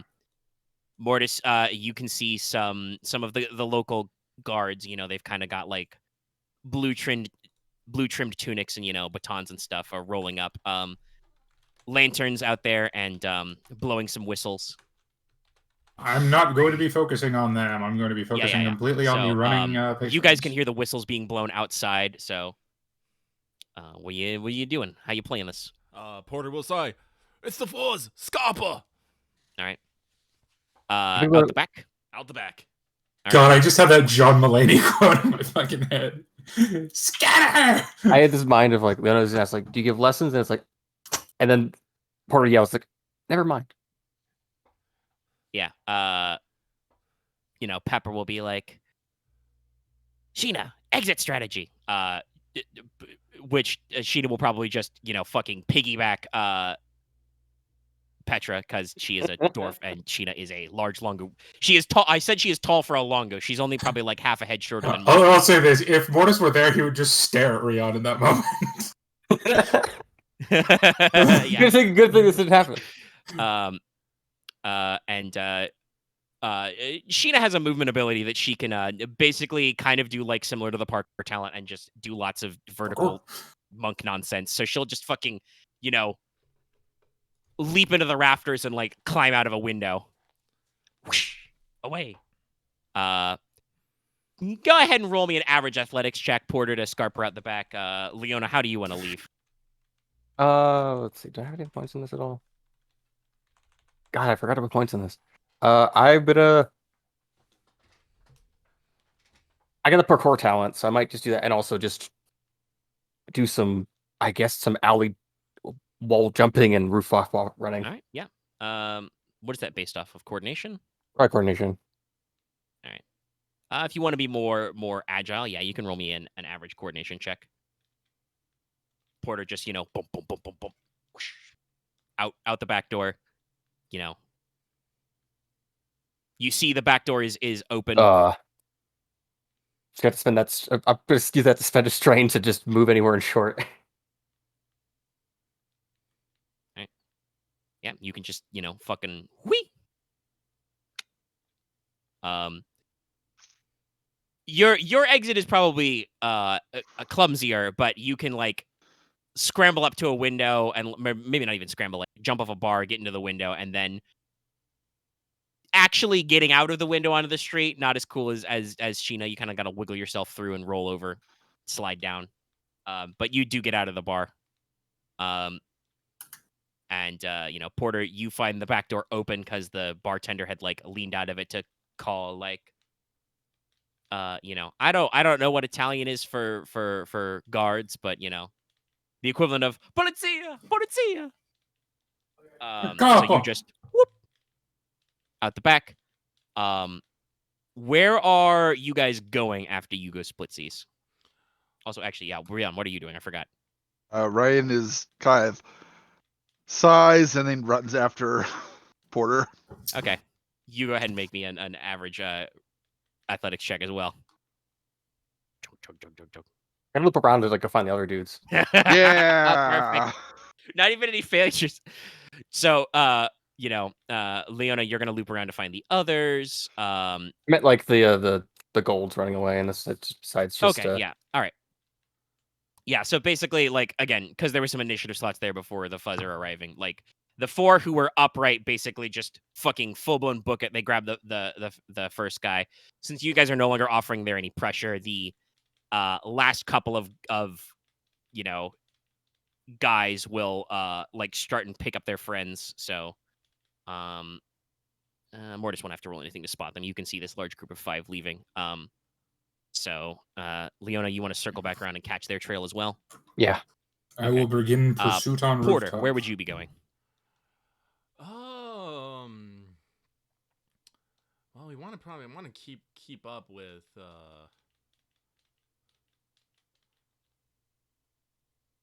honestly, following is not my best thing, and being stealthy about it. Well, actually, let's.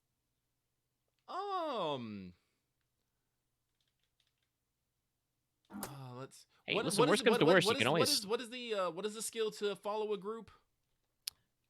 In urban areas, it would be streetwise. I do not have that.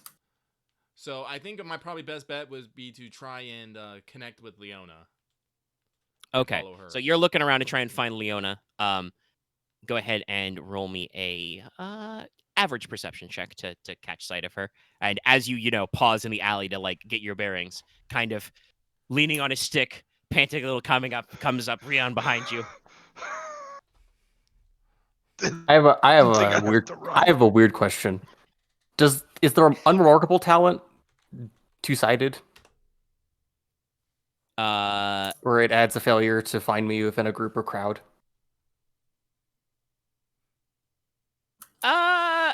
If it's up for the allies, it doesn't matter. Assume I'm you're just not curious. an unwilling target, so no, it would not apply. But yes, you Okay. do have unremarkable, so that would normally apply to checks to look for you. Yes, but I didn't know that just applied always.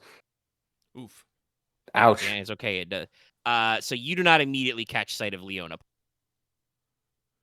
Let me. This is see. why we need to get those fucking link shells. Yeah. Hey, you're gonna Omega. make what, 5K I'm total for this? shifting. I'm shifting my spell. That's the next thing we need to buy. Actually, we should buy this. What's up? What? I'm just shifting my spell, so I have to reroll. Okay, you're switching your disguise. Let me see. Probably while Porter and Ryahn are well, Porter's gonna cast some stuff. Yep, that's about right. So with 1 strain there, you can choose to take one wound or 2 strain, as you are spitting out your casts pretty quick tonight. I'll take 1 wound instead. Okay. You're starting to feel a little pinched, a little low on the juice. As the statue of the vulture disappears into thin air as if it were never there. Yeah. So Porter, what would you want to be casting? I don't think he can cast Mask, isn't that?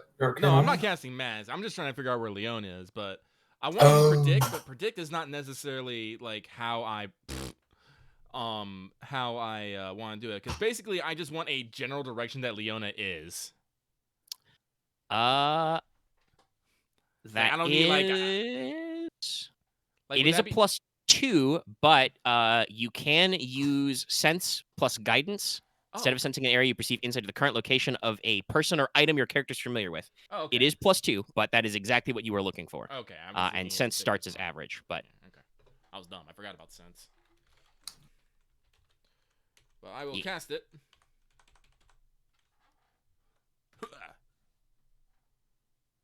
Solid. Hey, it worked. Right. You just are like, Verna, help me out here. And just one of the cobblestones in the street just kind of pop, skirt, kind of vaguely forms an arrow pointing a direction, and you look over there, and there's probably lurking in an alleyway the familiar crow-cloaked form of Leona. Right. Porter makes sure it's like, thank you, one, and he's gonna attempt to quietly catch up to Leona. Oh, come on, Ron. A little more won't hurt you. Yeah, I got my breath, I think. Just from behind you, doing a perfect Batman entrance, Ishina says, "Do I need to carry him next?" Nope. That'll be my job. Don't want Ruth getting jealous now. I'm not being carried by anyone. I can walk myself. I think it's just tiny. It's just harder. It sounds like you need some pep in your step. Captain Pepper reaches into her coat and holds out a tiny bottle of something. Yeah. No, I'm fine. Okay. Tucks it away. Porter is chuckling to himself as he thought of a lewd joke, but he's not saying it. Mm-hmm. By the way, I'm as you might expect from me, I'm not fucking around when I say she could give you a pick me up. That's one of her special abilities, Captain's Reserve. She can pick an ally as a maneuver once per encounter to have them heal 5 strain and ignore the effects of a failed fear check or critical injury for the rest of the encounter. That's great. Captain's Bottle Reserve. of courage. Yeah. All right. What tree is that from? Special. In that case, since you guys are reattaching yourselves, Mortis, I would like you to make me a... Let me see. I would assume you want me to make a streetwise check. Yes. Let me see how difficult this would be. I mean, they're drunken and running, so... Yeah. Probably get an advantage on this or something. Yeah, this would be... I mean, their stat line would have 3 agility, so they'd be pretty nimble. But I'm not going to let them count as having, ranks in stealth or anything, because they're not being stealthy and they're just booking it. Yeah, and if it's athletics versus athletics, I will win. Yeah, no, actually, they're just booking it, so we'll say that's based off their hypothetical athletics, which would just be bronze. So just make me an average streetwise check. Anybody who is trying to keep their trail. There's no need to like try and keep up with them because they're not trying very what hard. stat to is Streetwise based off again? Cunning. Cunning. Okay, so just okay. Solid X. Well, Leona's got the trail. Yep. I was very confused for a second. I was like, why do I have 2 cutting? And then I was like, oh, that's the stats for my horse. Horse. Do you want Well, your listen, horse to do the you tracking? can your horse as an incidental. I don't remember. I if don't know if Secret I can has, make the rooftops. horse into visible, though. has I Can don't. it jump the Definitely rooftop? doesn't have stealth, but I don't remember if it has survival. But yeah, okay, all right, Yeah, I do actually have Streetwise, so makes sense. I just I mean, don't funny have enough, cunning. we've talked about this. Your character is debated whether or not he's taking a vigilante. Yeah. Probably not a great synergy because that's usually very brawl focused, but Nah, yeah. it's Not fun. anymore, but I did consider it at one point. Yeah. So it's easy check? No, average. Okay. 2 rolls.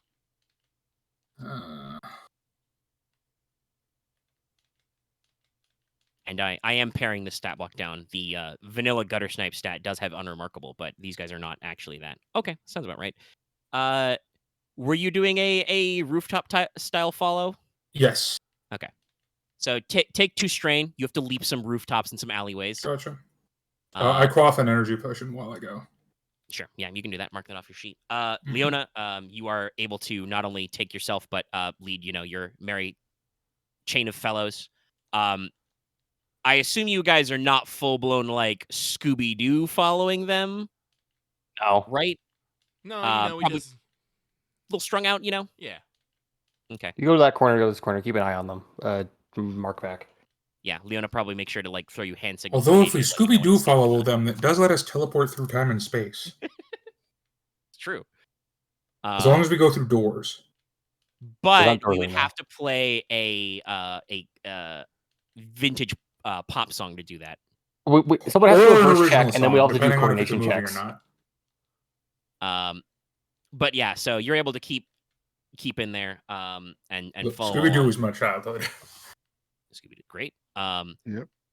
And yeah, these guys make their way, deeper into the beachfront district, into some nicer areas. Mortis, you may even eventually have to come down from your rooftop, just because you're entering areas where you're running into some small tower residences and villas that are not easy for you to like get around without going the full Assassin's Creed. I mean, if you're invisible, does it make your equipment invisible? Yeah, everything is. Then I can do it, no problem.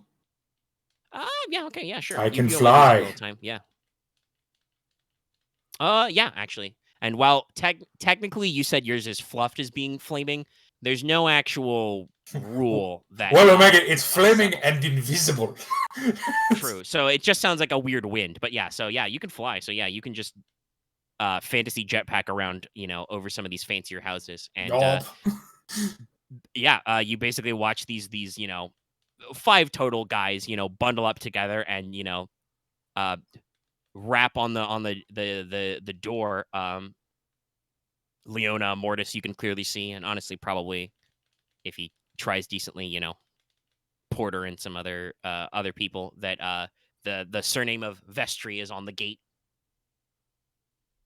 and they just probably wrap back up and are led in by a person. So, what do you want to go from here? And by a person, I mean probably like a servant or attendant lets them in the front door. Well, I mean, this kind of gives us the information we need. I think. Well, do we want to infiltrate the manor? I'm gonna try to overhear something. That would be Leona's call, because as it's you want me invisible to as I try- am, I'm gonna try to overhear some things, I guess, still not inside. very stealthy. Yeah, I think if we want to, infiltrating the manor is a good idea, but it would be Leona doing it. Yeah, I don't think I can have a spell that just lets me, listen in.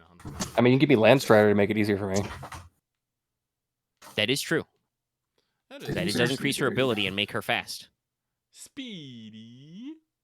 Yeah, I'll do that. Speedy and swift. All right. I'm gonna fire up Leona. Does this villa have a tower or a parapet?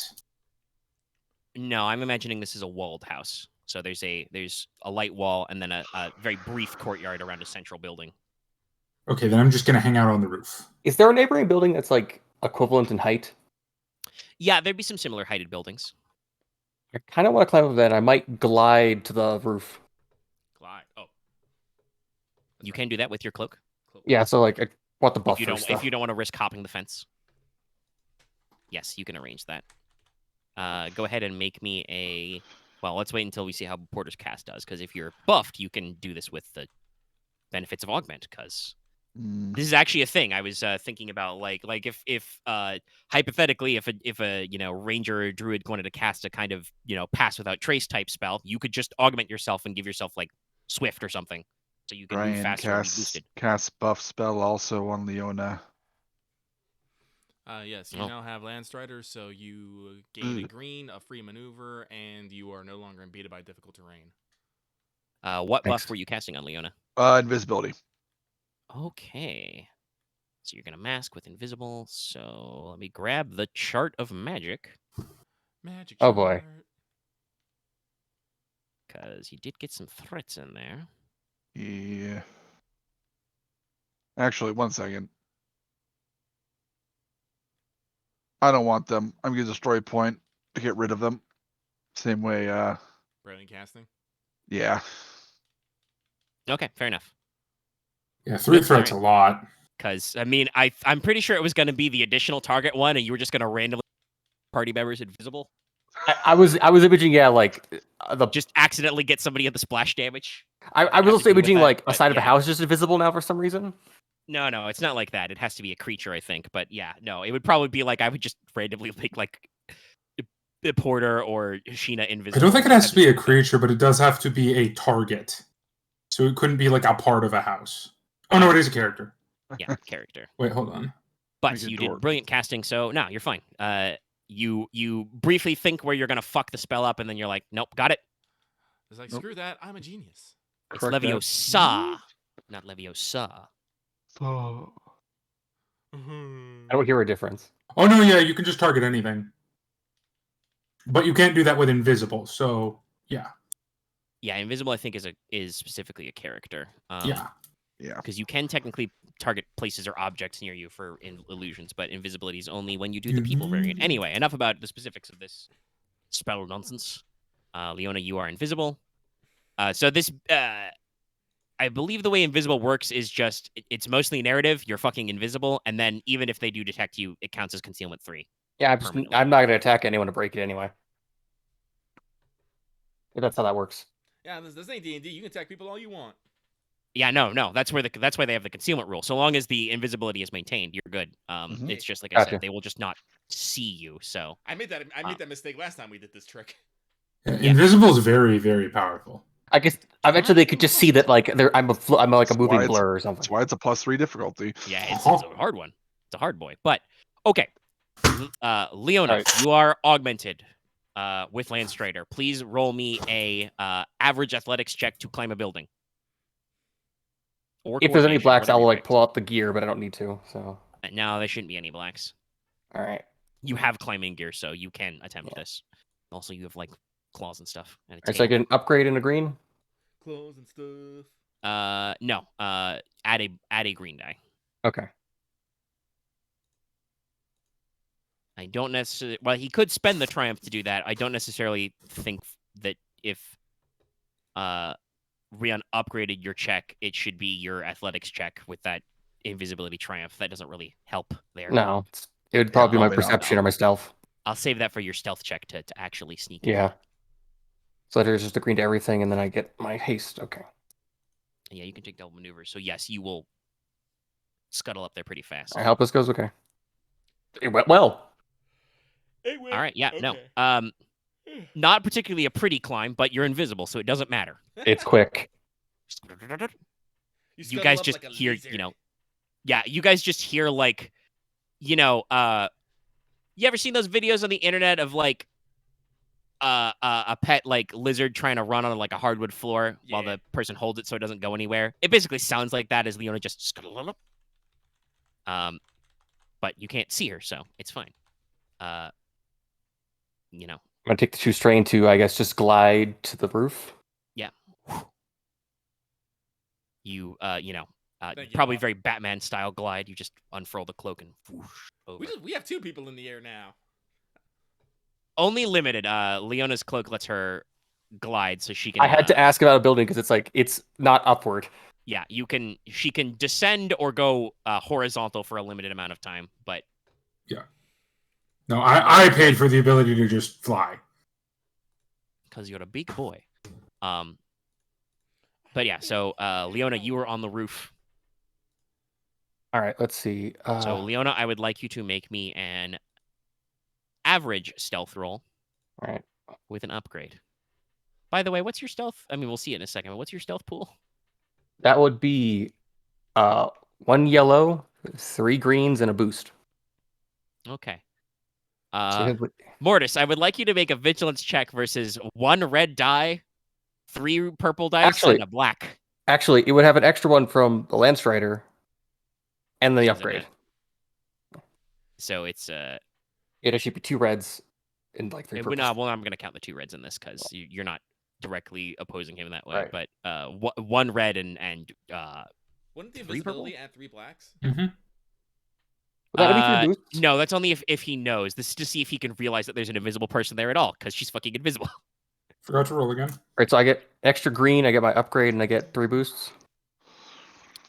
No, you get Okay. the boost from your equipment and stuff. Remember, the invisibility is narrative unless you're detected. You're just not visible. So this is like, can you be stealthy? Yeah. Nah. Mortis doesn't hear anything. Basically, you are rolling to see, Leona, if you go unheard and no hints to your presence until you can listen in. I will add that extra green and my boost and hard right. Yeah. Actually, no. Let's go with average. Okay. These aren't they're distracted. These aren't the brightest bunch. Okay. All right. You are the knight. I assume you're just gonna, go towards the lights. It's only early evening, but this doesn't seem like it's a very busy house. Yeah, I'm just gonna hang near windows and like try to listen in. Yeah. You go around to like a little balcony area and kind of like hop up and listen under a window in what looks like a study or office. There is a little storm shutter that's like, partially closed, but you're probably keen-eared enough. You're invisible. You can get right up in there. And basically you overhear a conversation of like, I'm telling you, Silver. It was very strange. There's adventurers, I think.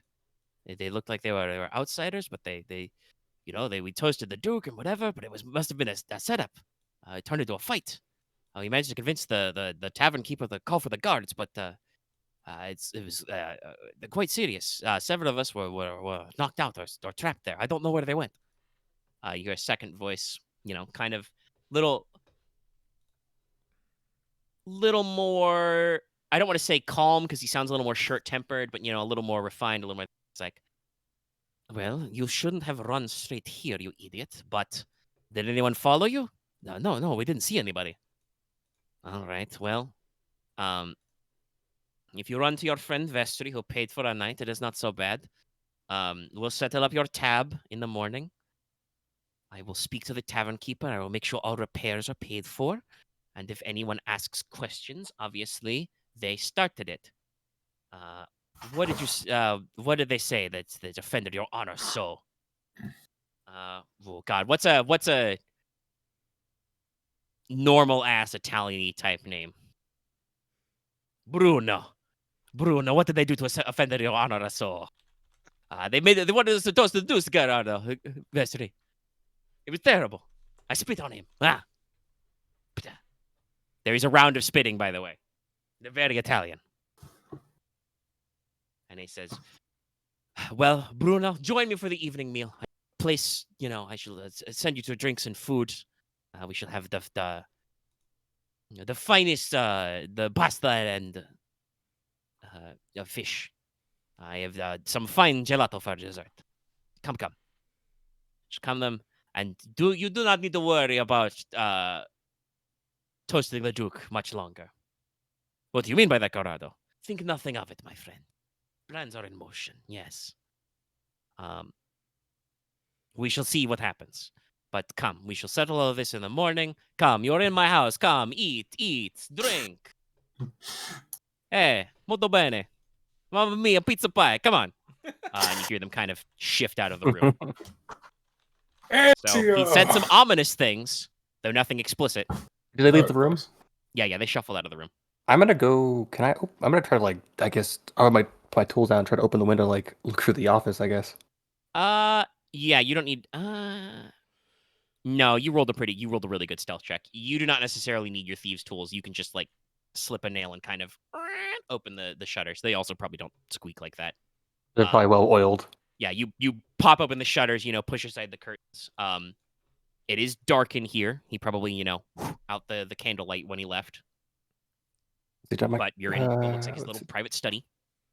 Goggles. Yeah, it's only for range. Okay. This is why I tried to upsell you on the night vision as opposed to the opera glasses.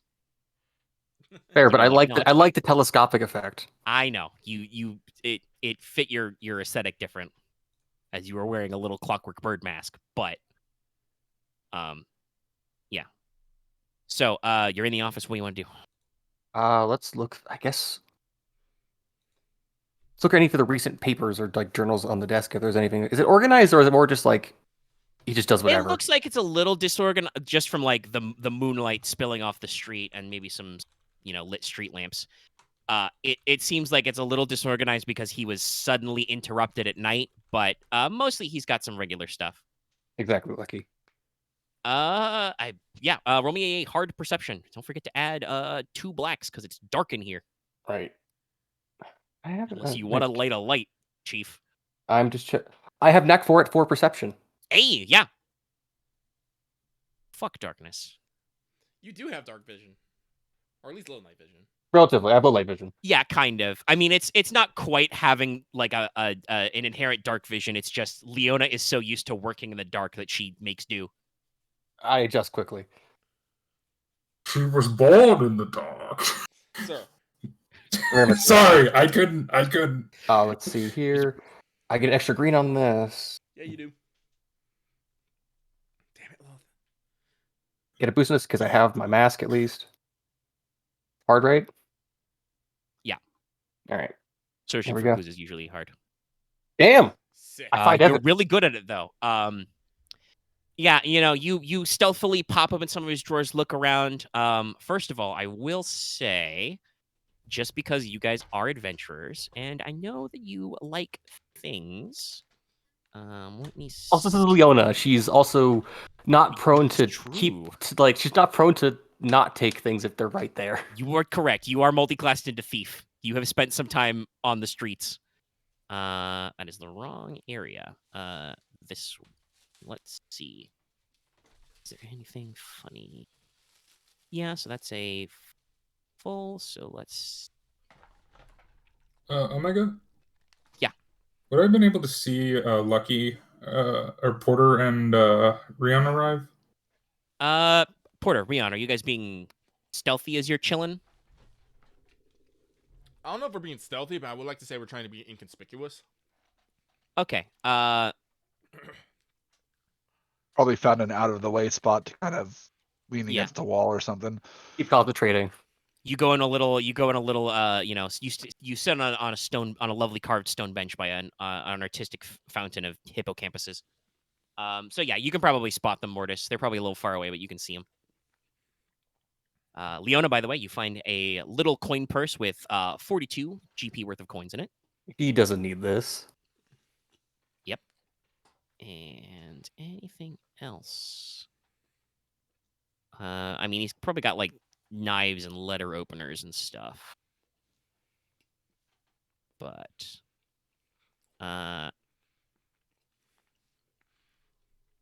well, actually, no, because I like the classic, and it is that kind of city. You do find a loaded pocket pistol in one of his drawers.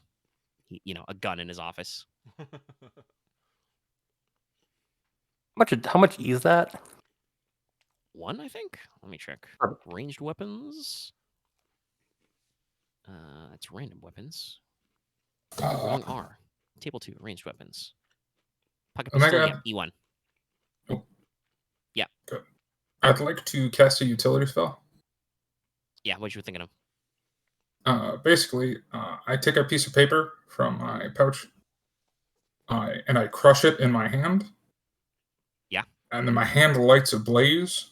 Well, not ablaze, obviously, I'm invisible, but and then I basically shoo the paper towards Porter with a small message on it. All right. Yes, that sounds like a good utility spell. Go ahead and roll me an easy Arcana check. All right. To cast paper airplane. Essentially.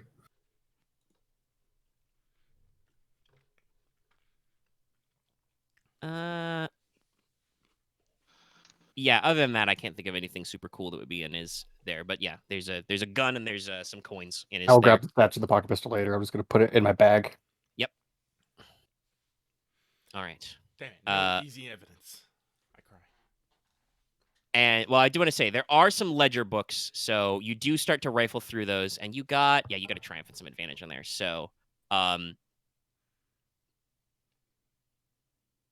you find a very interesting thing set in his little collection of stuff there.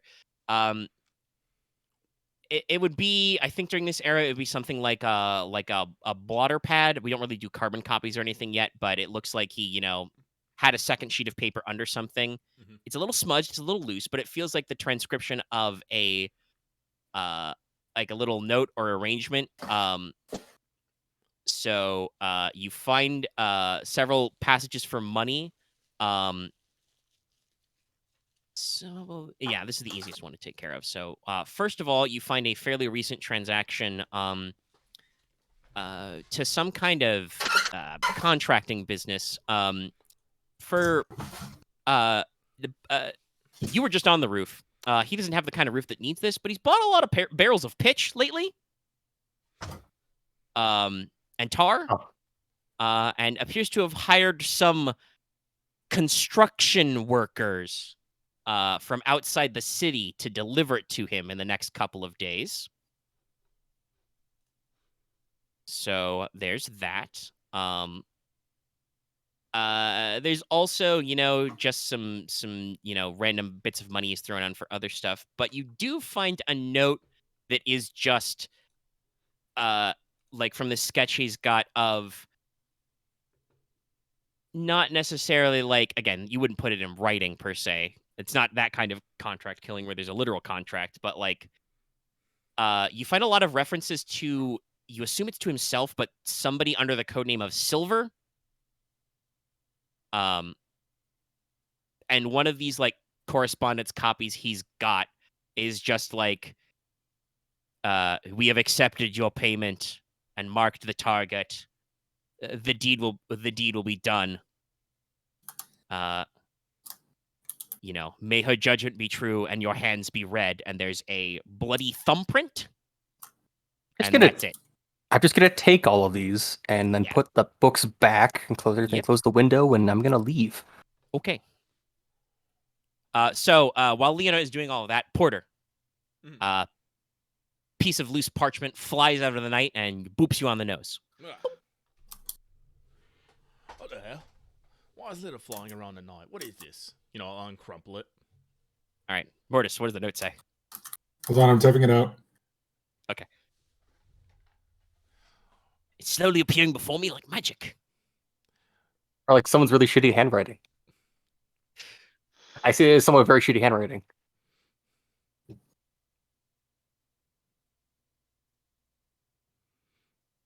All right.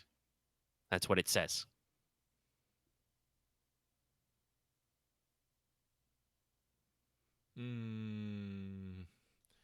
Staking the house out overnight. I was just essentially just going to sit up here invisible and see if anyone visits him. Hang on. Isn't there a spell we can do to talk telepathically? I looked for one and I tried. Not directly. No. You could. He did use a utility spell. You could attempt to use utility from a short range, because remember, it's only supposed to be like easier. So, but you could use that to basically mimic a like arcane message or something. There are also several bits of equipment that allow you Well, to. actually, to I have no speak idea what magically. fucking Mortis is, honestly. Now that I think about it. He is invisible. Yes, it would be very hard for you. You to get could messages. probably assume that I'm on the roof via context clues. Yeah, I know, Right. but I don't know what's roof.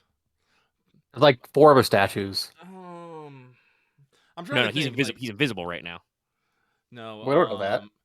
You could cast sense and detect magic, at which point he would light up like some kind of beacon, but you got to be close for that. So Yeah, no, I don't know how far away it is. He can see us. He can see us, but I can't see him. Yeah. I don't think, like I said, Mortis doesn't sleep, and if he says he's gonna probably stay up there, he probably won't do anything stupid. Probably. I'll relay this. Look, mission I to- know- I'll relay this mission to Master Ron. So Master Ron. Wait. Aren, you okay? Look, Yeah. This is yawning, and I thought I muted it. it's okay. We're probably coming towards the end of the session. Mortis knows his areas of expertise. He's not going to do anything that would require any kind of stealth or anything.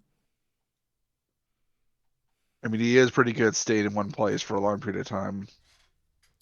Ask I that have rock. practice. Yeah. So, Porter won't cross his hand. Instead, he'll stretch and put his hands into the O pose. Like, okay.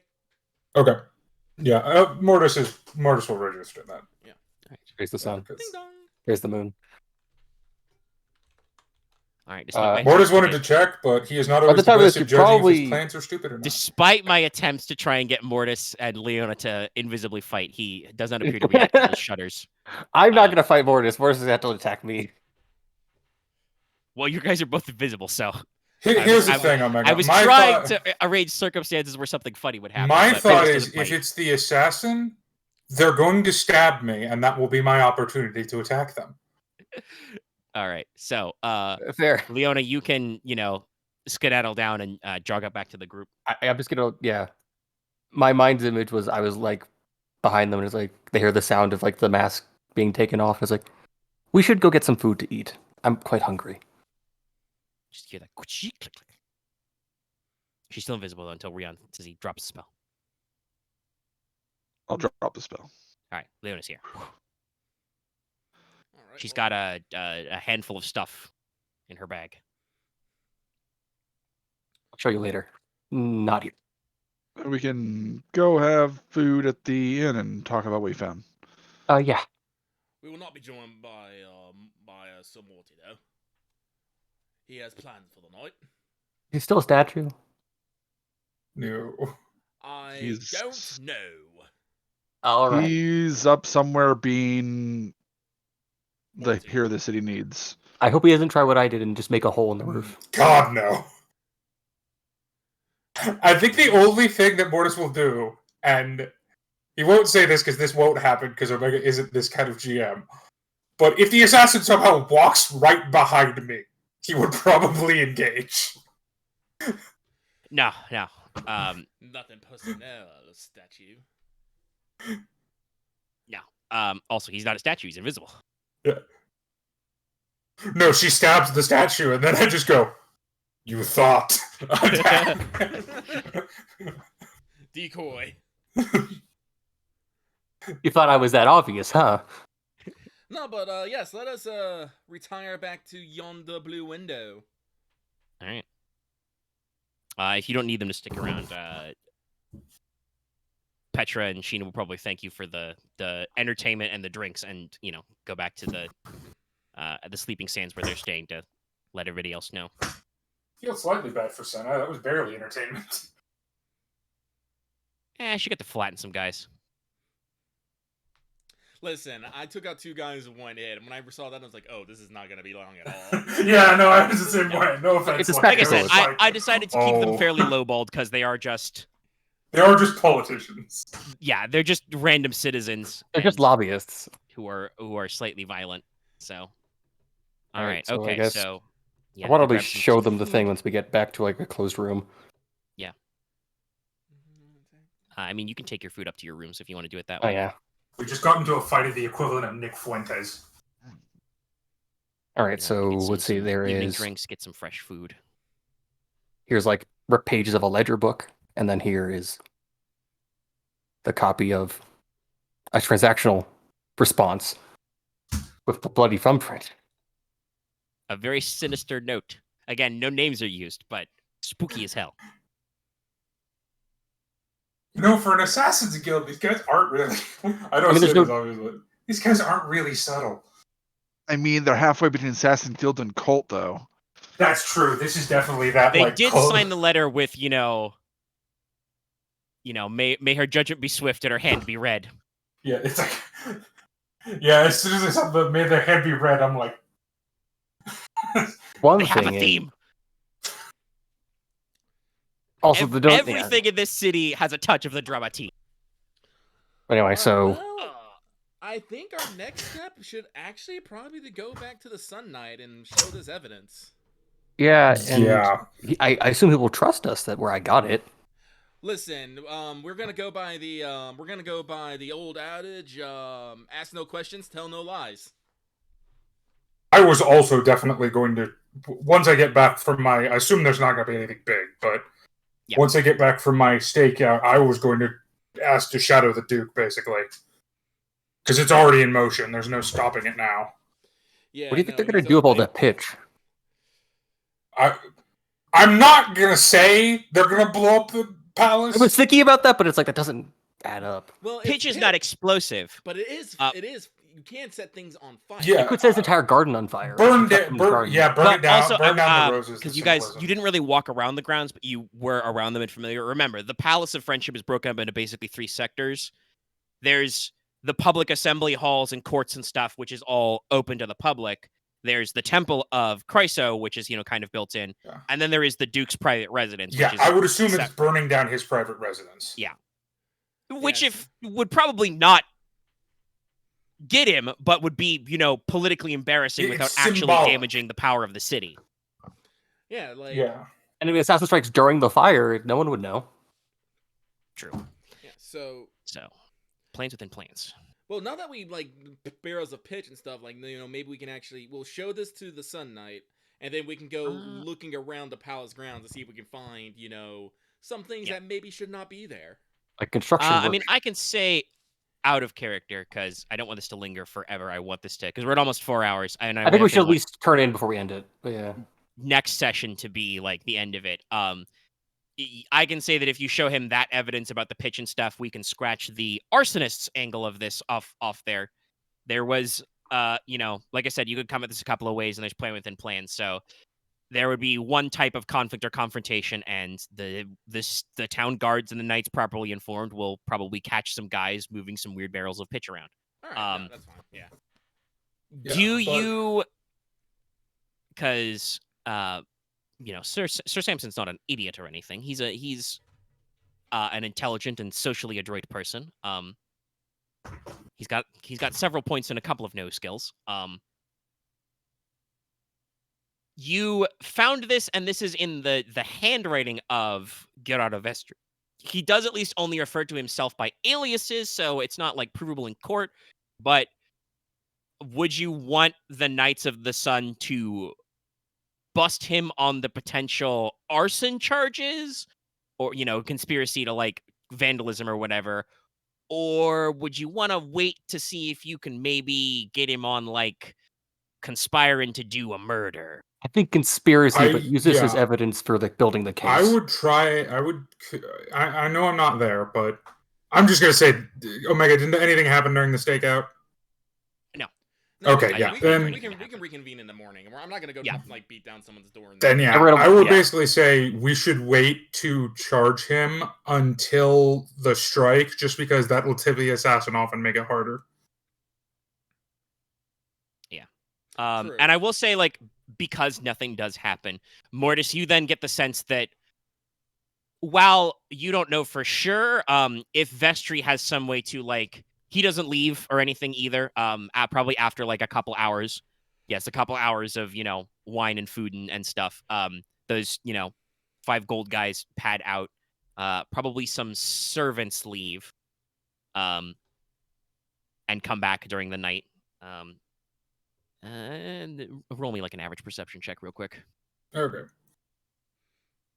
Just because I don't necessarily want to give you everything for free, but No, it's fair, and I probably won't get this. I'll be very clear. Nope. Yeah, you can't really tell what the servants were doing, but they don't seem to be like rushing or sneaking or acting conspicuous, and they don't have like obvious weapons, But they go out in the night and come back out of character to go pay off the bar from all the smash stuff. Yeah. And the tussle. Because you guys did Scarper, but probably a couple of stools and chairs, and at least one table was knocked over, and a lot of tankards and plates were fuckled. I'm gonna pay for the beer. Yeah, so not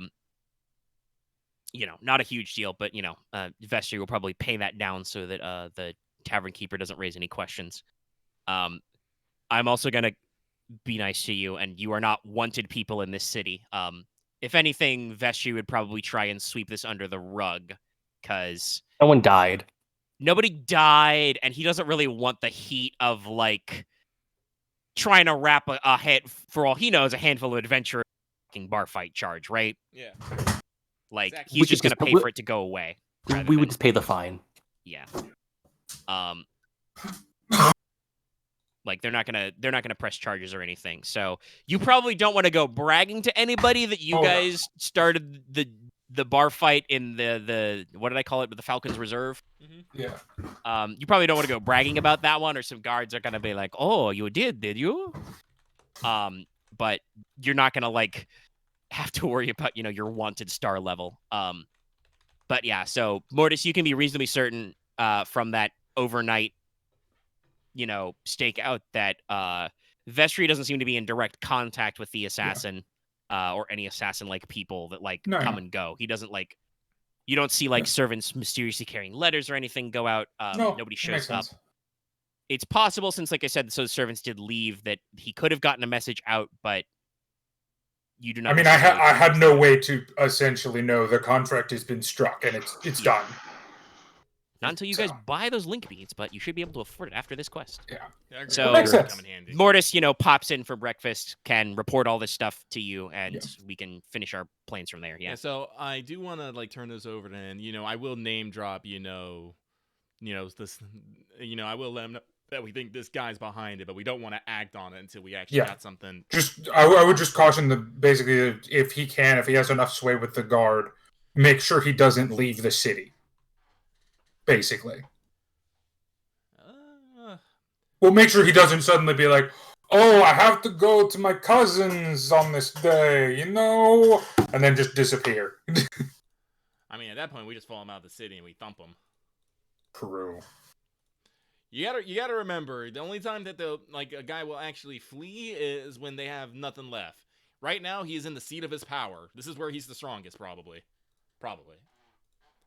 Yeah. Also look out for barrels of pitch, because there might be an arson thing.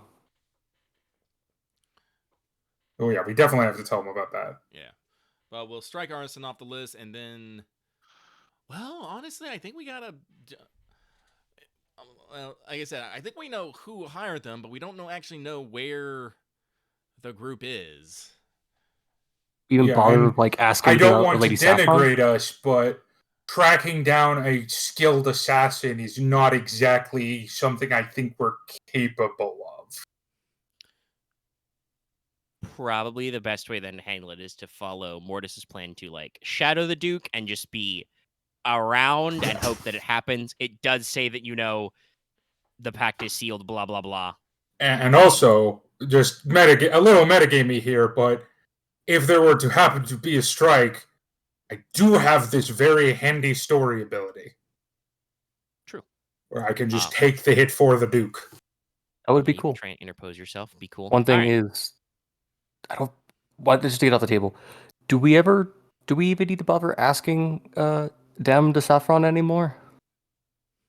Not really. You don't need to ask her. I mean, if you wanted to present her this evidence and be like, "Hey, you got a problem," you might be able to get her to, start I think subtly cutting off Vestry's, political influence. Yeah, I think we should inform her that, hey, this guy has gone completely off the nut bar.